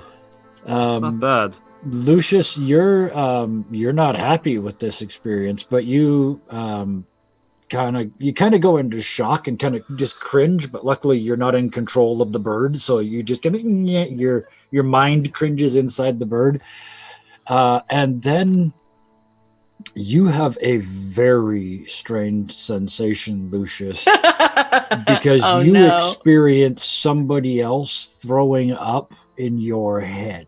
Ugh. I will leave you. You don't, please don't. This is one of the, you'll probably never hear me say this again as long as I ever role play. Please don't paint that picture for us, but do please paint it for yourself. Yeah. Quietly when no one's looking. This is, I was just kind of like, yeah. sorry. It's okay. This takes quite a bit of constitution. And then you ride the rest of the flight and see everything that she saw. And there's parts where Alice like rewinds it and like does like double takes and Okay, like slow I get motion it. shots. Well, I would think in particular about the working bits of this cart, right? So you guys can figure out exactly how it works. So yeah, you guys see the human hamster wheels that powered it up the other side. Does the design look familiar? Its style, by any chance? I'm going to say no, because these were designed from scratch in the last 8 weeks. So no. That's fine. Other than, I mean, you understand a basic rope and pulley system, right? Right. I was Normally, just... you can use it to cross a river. You have a little cart, you slide down to the bottom, and then somebody on the other side pulls the rope up, but there's nobody on the other side here to pull the rope up, so you have to climb the rope, right? I was just wondering if there was something unique in its way that like kind of gave it away to who may have designed it. Other than it's on a massive scale and therefore would have taken a workforce equivalent to shipbuilding, like it's on that sort of scale. But from what you see, it's all wood. It's all wagoneering, but it's on this massive scale. They're doing. And when it gets to the part to where it's the, where clearly the people were walking and the hamster wheels and all that, right before that, she says this part is just this part's not great, and then kind of goes into it. So yeah, it moves by being pushed by a third of the population at a time. When it's on the ground rolling. When it's on the wire, it rolls down. You can see that there's a braking mechanism to keep it from going too quickly. But then the only way it goes up the other side is because an endless series. You can imagine how exhausting it must be in those wheels. You must not be able to do more than 10 or 15 minutes, and you'd have to be cycled out. So it's probably another third, or at least that same third, would be cranking in those hamster wheels over the course of time to get it up the other side. What is this? It's a complete dehumanization. For what? This is slavery in a sense, just labor, just.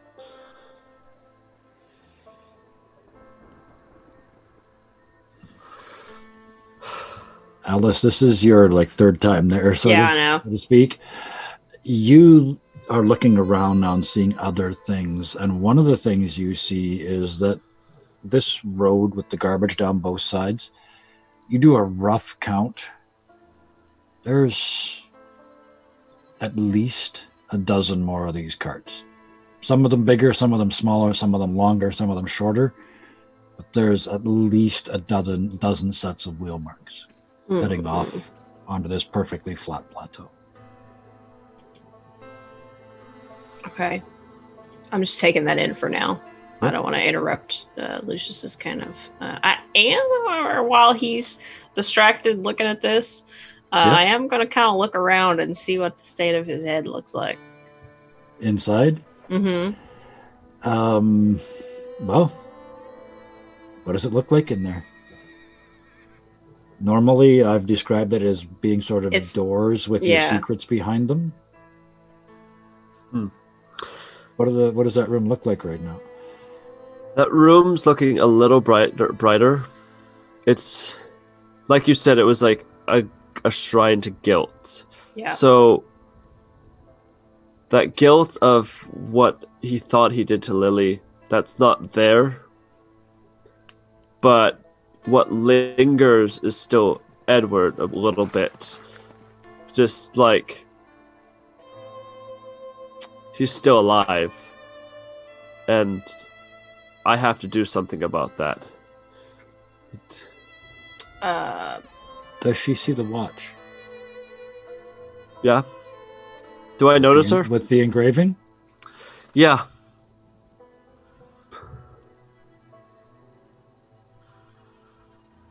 Does that change anything, Alice? What the engraving say again? Remind me. I'm sorry. It's not your fault. None of it. Okay. Yeah, Alice, and she's not trying to like.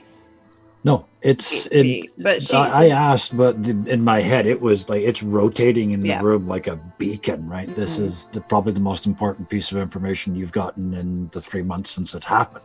Because I imagine every time, because when I think about it, like when I imagine jumping into someone's head, I imagine that there's always whatever their kind of top thought is Right here in super this room, present, yeah. and then Yeah. and then the rest of the room is determined by like their state of well-being.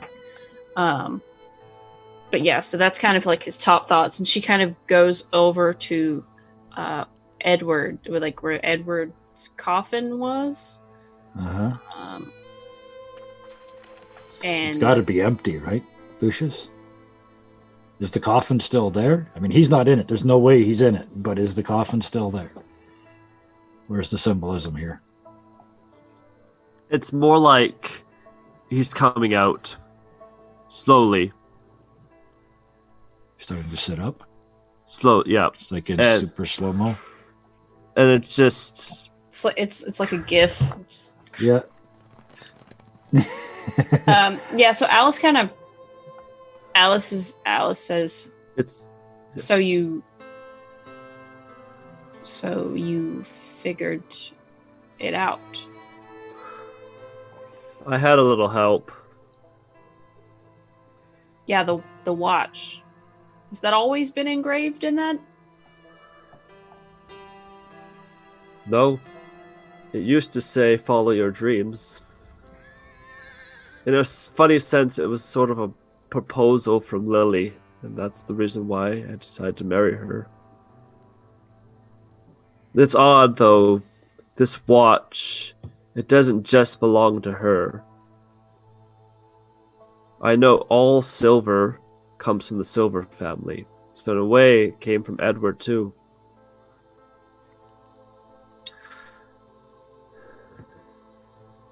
Was this made from the same silver as the gun? Yep, like I said, all silver comes from the Silver's family. Edward's family. And she kind of looks at Edward like crawling out of the coffin. She says, I think that because I was able to see it, that means somewhere you already knew.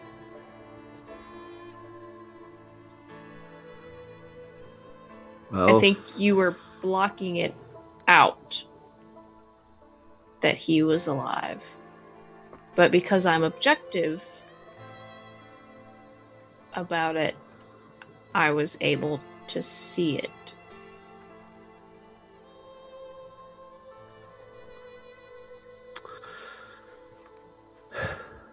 still And hurting. now that you've accepted it, you can see it too. I can.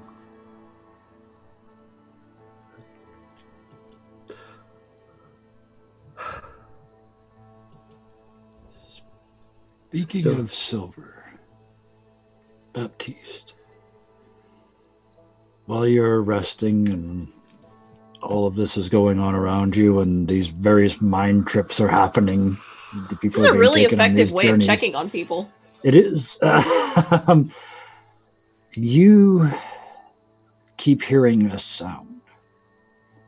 You know it's not of this world.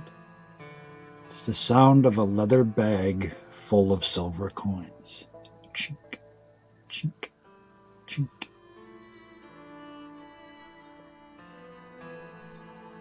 Chink. Does it seem to? Is it just like it's in my head, or does it seem like coming from someplace? It is in your head. It is not so much a direction yet. You get the feeling that if you focus on this, you might be able to somehow track it. But the weird thing about it is you know exactly how many coins are in that bag. There's 29 silver coins in a leather bag, trying to draw the attention of your mind.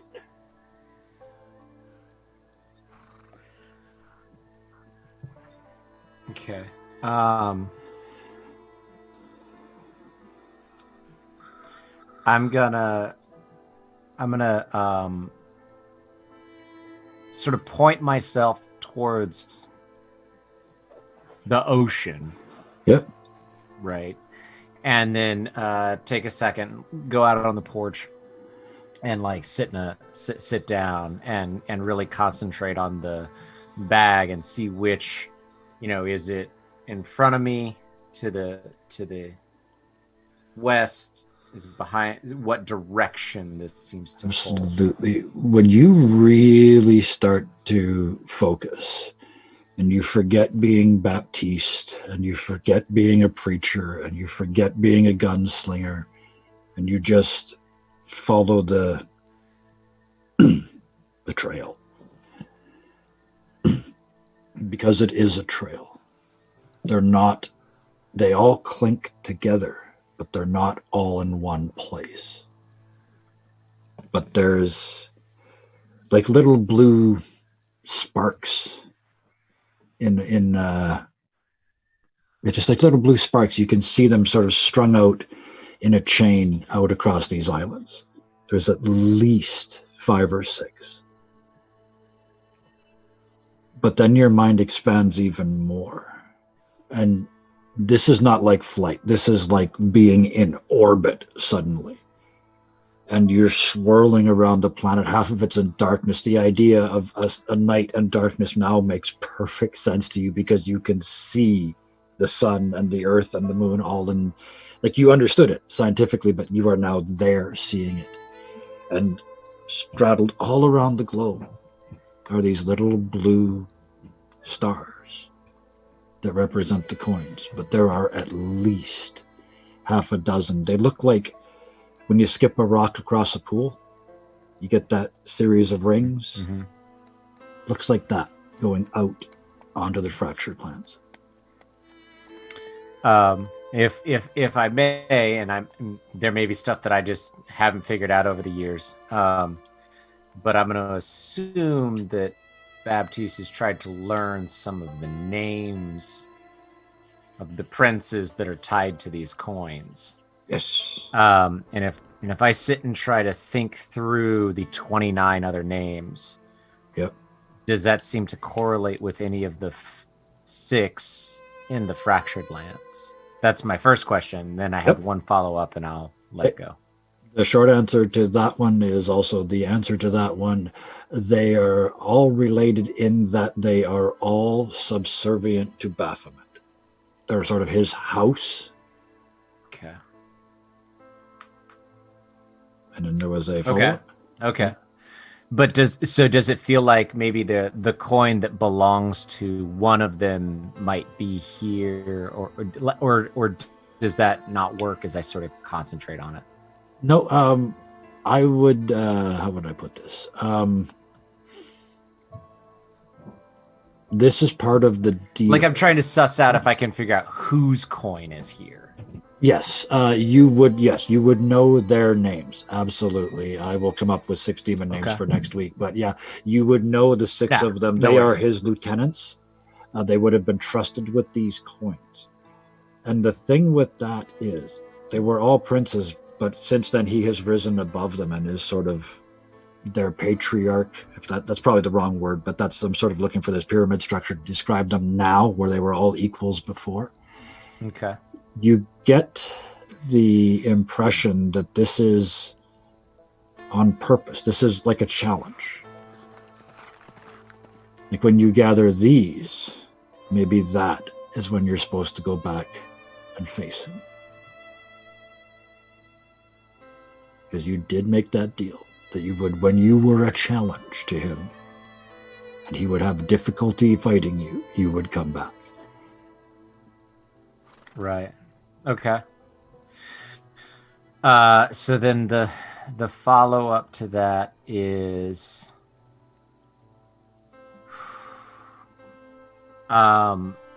if I so thinking about these 6 names kind of let me know that they're a little bit closer. If I concentrate on the idea of these coins, and then I also picture any drawings or photographs I can, or even just thinking real hard on the name of Father Grimm, do the coins and Grimm line up? Do I think he has one, or he might be a power behind one? Grimm very much does not have one of these coins.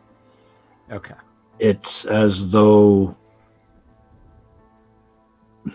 how do I put this? Yeah, Grimm does not have one, but it's as though these have been placed near him or around him in some way, or maybe it's just placed in your way. Okay. But Grimm is not a possessor of any of the 30 silver coins. He's not on that level. Okay.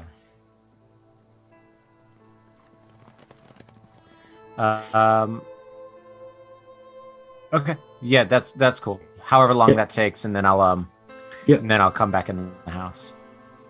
Perfect. Anybody else want to add anything before we briefly go to Ellie for the last little bit? No? Okay. Yeah. Oh, Sam had a... Yeah. Lucius? You're muted. I'm still looking at it, and I'm assuming Alice is also just there, but like, we need to figure out a few things. What's his objective? How are we going to get there? And how do we approach this? In your mind, as you're saying these things, a physical checkbox appears in front of you, and like a little list with like a little, and it's in Alice's handwriting. That also being said, I think you and I need to hone our skills. If not all of us. Tinkering, your mind, Jet's thing, all of us. I don't disagree.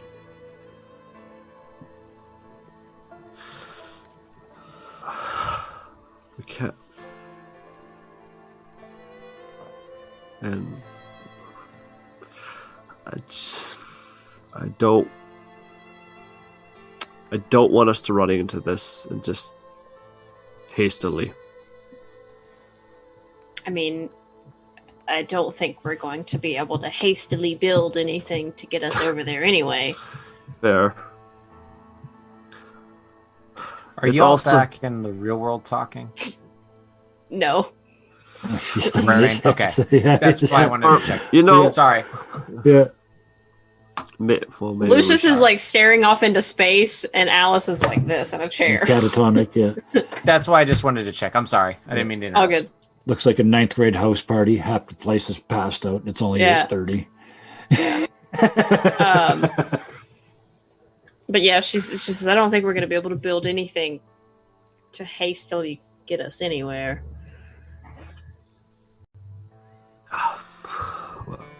Maybe we could fly. Maybe we can make something similar to them. I don't know yet. I mean, But we have a whole fucking Jet could city. fly over there. Rebecca could probably just, it's a 6-foot rope. Rebecca could probably just run on it with Baptiste. True. That leaves the rest of us. Well, I'm going to give you guys a week to think about that and how that's going to work, because that is part of this, is the puzzle of figuring out how to get across this rope. But before we leave you with that, Ellie, you were kind of just in shock at all of this, I assume. You were very quiet tonight. It was very uncharacteristic. But you were quiet for most of the evening. You saw Jet turn into a crow. Well, you saw Jet almost die and then turn into a crow successfully and try to cool his way out of it. You have realized you haven't gotten the inner view yet, but they found horrible things at the other end of this. There's a big long rope that goes off into the mist and to the other island, and you've seen and heard, or you will have seen and heard, all of these horrible things about getting over there. But the only part I wanted to add for you was, as this evening rolls on, when you're by yourself for a moment, you get there's a fluttering, and Raven lands in the window. You guys are staying in the mansion. And she kind of just does that thing where she forgets there's glass there, and she just sort of flies through it in Raven form and then just turns into herself in human form. And she looks down at you and she says, "He's being too brave." And you know she's talking about Jet. His room's over there. Uh-huh. He won't listen to me. He's at that age. And you got to remember, she's a middle-aged lady, right? She is not your guys' age. And you think he'll listen to me? You can do with words what some people can only do with knives. And he listens when you do that.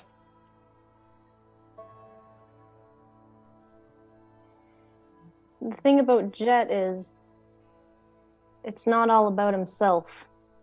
I can try to talk sense. I can try to get him to not put himself in danger, but unfortunately, sometimes he's right. I tried at Fort 51, and if he hadn't convinced us all to go back, some innocent people would have died. Sometimes you have to do stupidly brave things, I guess. Even if I don't approve. And even if you don't approve. Can you just watch him for me? You know I will. I know, I'm just worried. He's not done.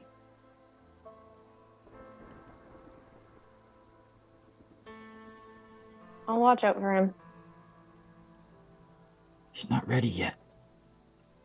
But he thinks he is. That's dangerous. Ready for what? And she just turns and looks, and like the wall of the wall of the building just sort of goes transparent, and you can see the tripod and that going out, and you can kind of in your mind follow this almost like a trail, like a stink that goes out. These islands go 50 miles out into the ocean. That.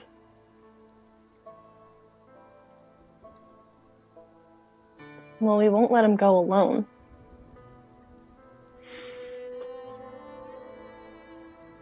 That's all I can ask.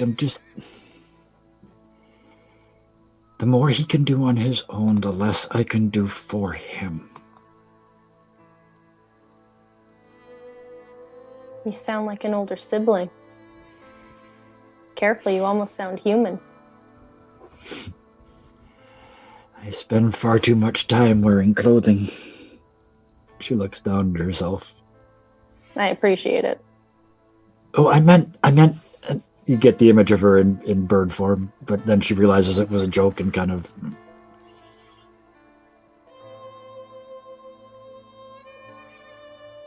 You know I care about him.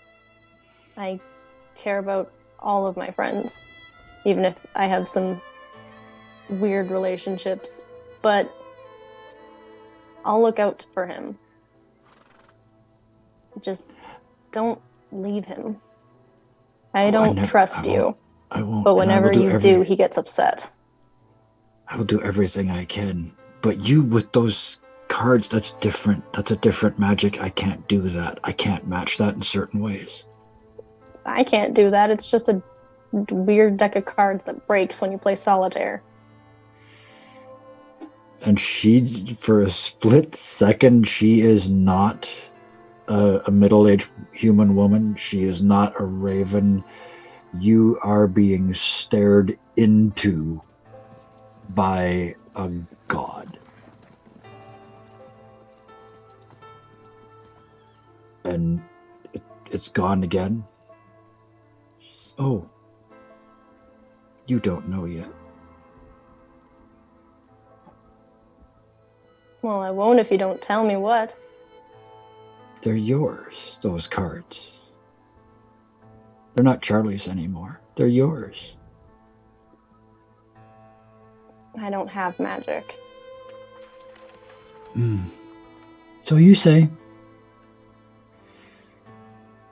Just remember them if you need to save him.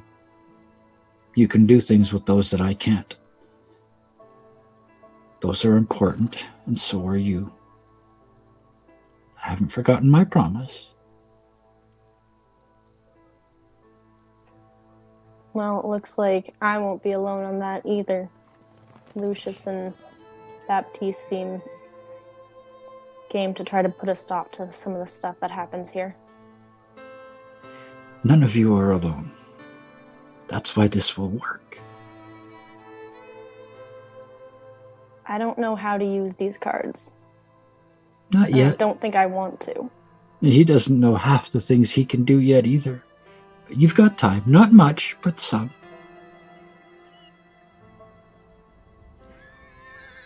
Trust yourself as much as you trust him. More than you trust me. She starts to turn around and walk towards the wall. Do you have any questions, Ellie? You haven't asked a single one. Why, Jet? That's the one, isn't it? That is the question. I didn't pick him. He did. I had nothing to do with it. I was... Oh, it's not quite the right word, Ellie. It's not quite, but I was assigned? He saw me do something, and he believed, and that locked me to him. Are there others like him? I don't think so. There are many other shamans, but he becomes, it's a different place. It's a different source. It's a different belief. He draws his power from a different place. It's not from here. Well, you can sense that kind of stuff, right? You can sense magic in the area. Of my kind, yes, not like that. She points again at the deck of cards. Is there any sort of magic that would be able to help us here that we don't know of? It's everywhere.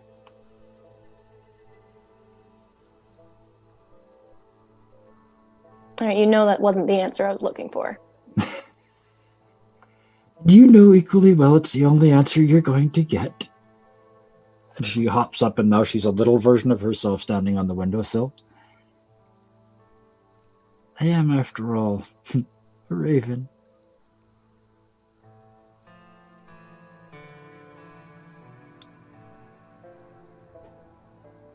If you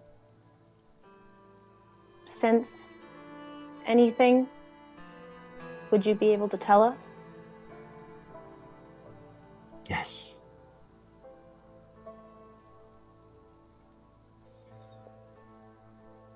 And I will when it happens. I assure you. Good.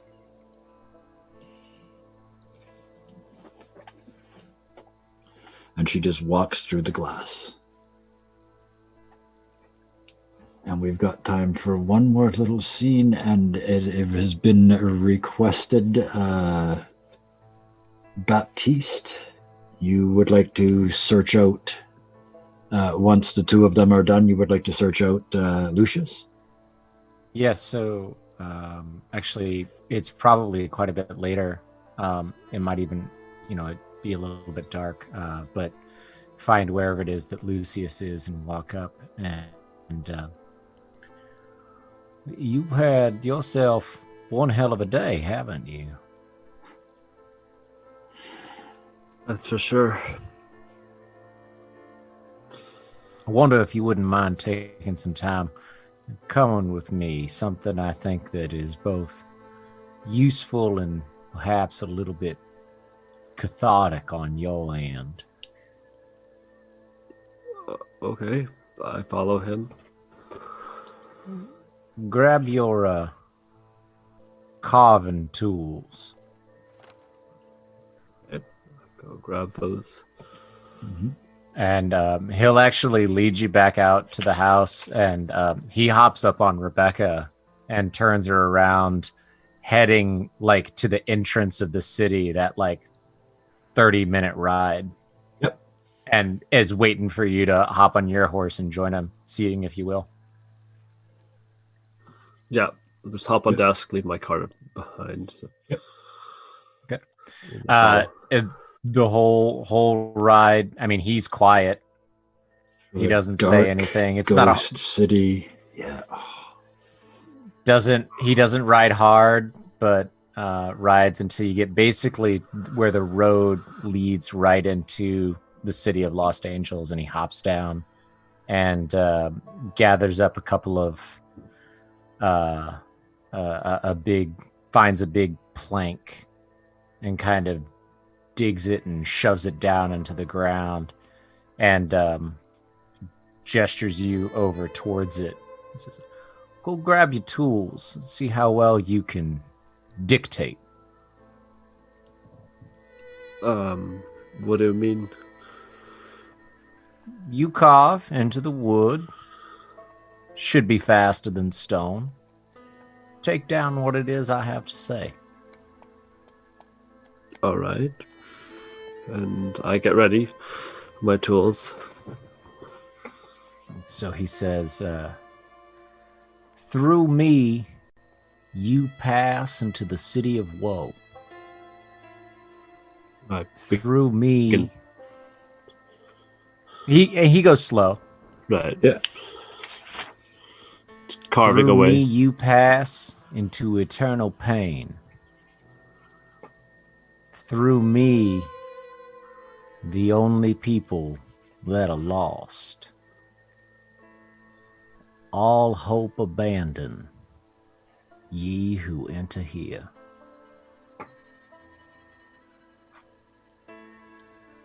It's a book I'll let you borrow sometime.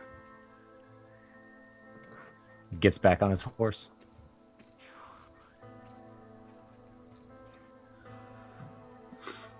Just look at the words and just really take it in for a moment. And I just... He waits for you as long as it takes. Yeah. And then just put the sign up. And you, in some strange way, it's like taking back your city. So putting up a new signpost. This, as bad as this is mine. And you look up and you see Baptiste on Rebecca, which, I mean, all joking aside, a stunning image highlighted against the setting sun behind you, that last little line of light on the horizon. And it drops down behind him, and he occludes that light. And you look down, and because of that, you can't read that signpost anymore. You just kind of pat it with your hand and look back in at your city of Lost Angels.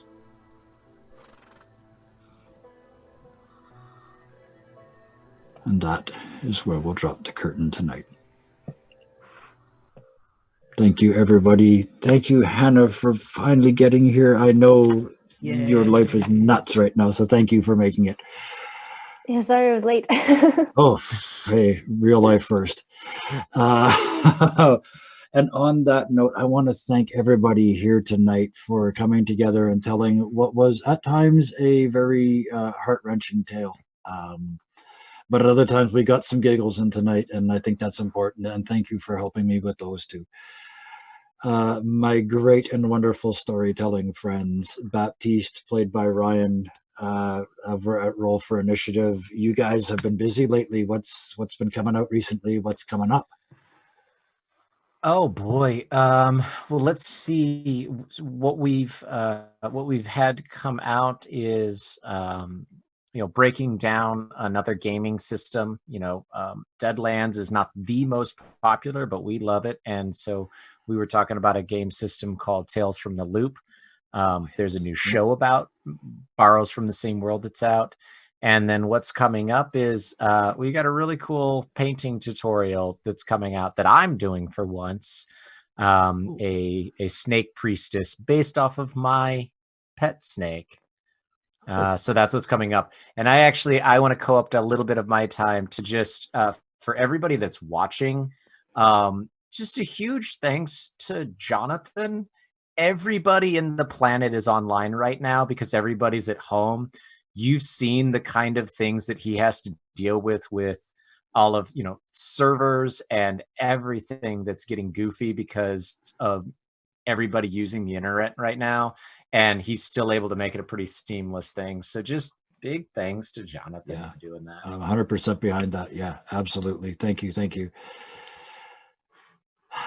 Next, I'm going to skip to the bottom because we've got our Mercs of Mischief representatives down there.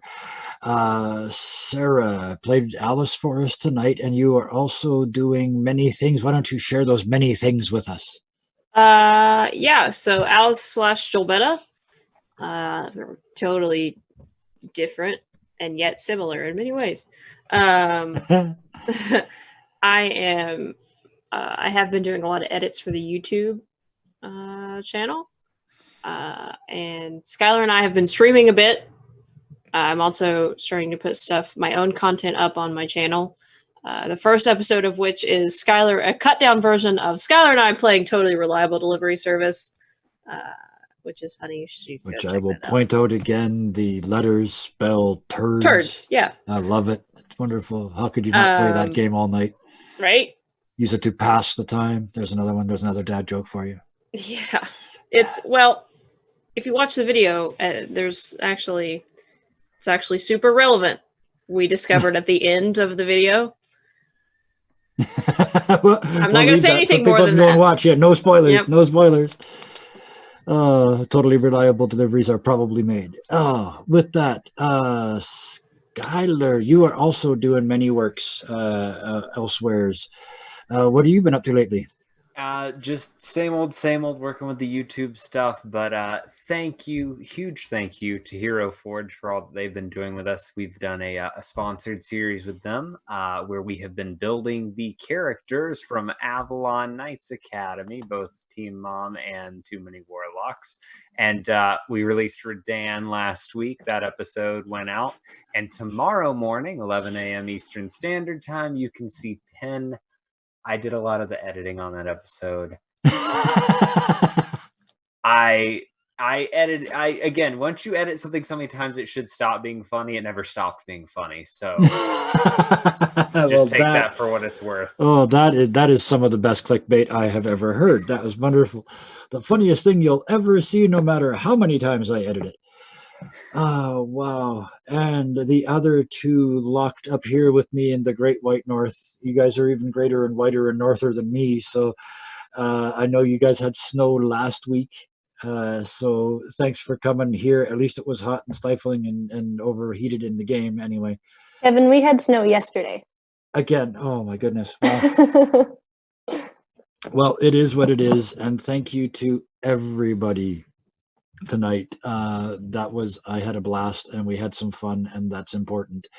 And other than that, stay tuned to the Mercs of Mischief on Sundays, Mondays, for Puck running the magnificent, wonderful, and marvelous world of 5e homebrew, in which 8 of us play various characters that are all locked into one interconnecting.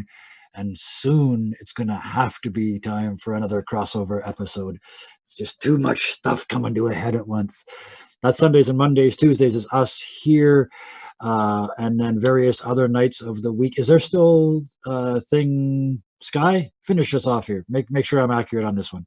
Thursday night, it is our finale of Unknightly Partners, where I play a changeling druid known as Guwu, spelled Yes. Guwu. Yes. So go check that out, and I'm going to steal a moment here. Y'all should go watch Dirty 20 Gaming's Outward playthrough and hassle him so he'll upload more, because I want to see more. So go check that out. There is more. It just needs to be processed and put out there. But yeah, thank you. And one other thing, one more last shameless self-promotion. Thursday nights, after you watch Guwu and Company, come on over to Dirty 20 Gaming and watch me and 3 of my other friends play Iron Sworn co-op mode, which is no DM, no plot, just 4 storytellers spending 3 hours at a time desperately trying to outdo each other. And it's great and wonderful fun, and the results are invariably complicated.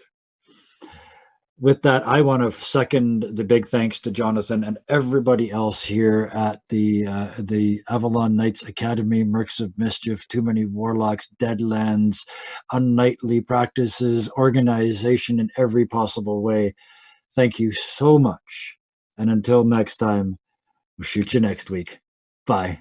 In the hippogriff song, he polymorphed the fairy into a giant, broke through the roof and he had no pants. Down, down, dirty, it's the unicorn and fairy and the giant and the dragon and the hippogriff song.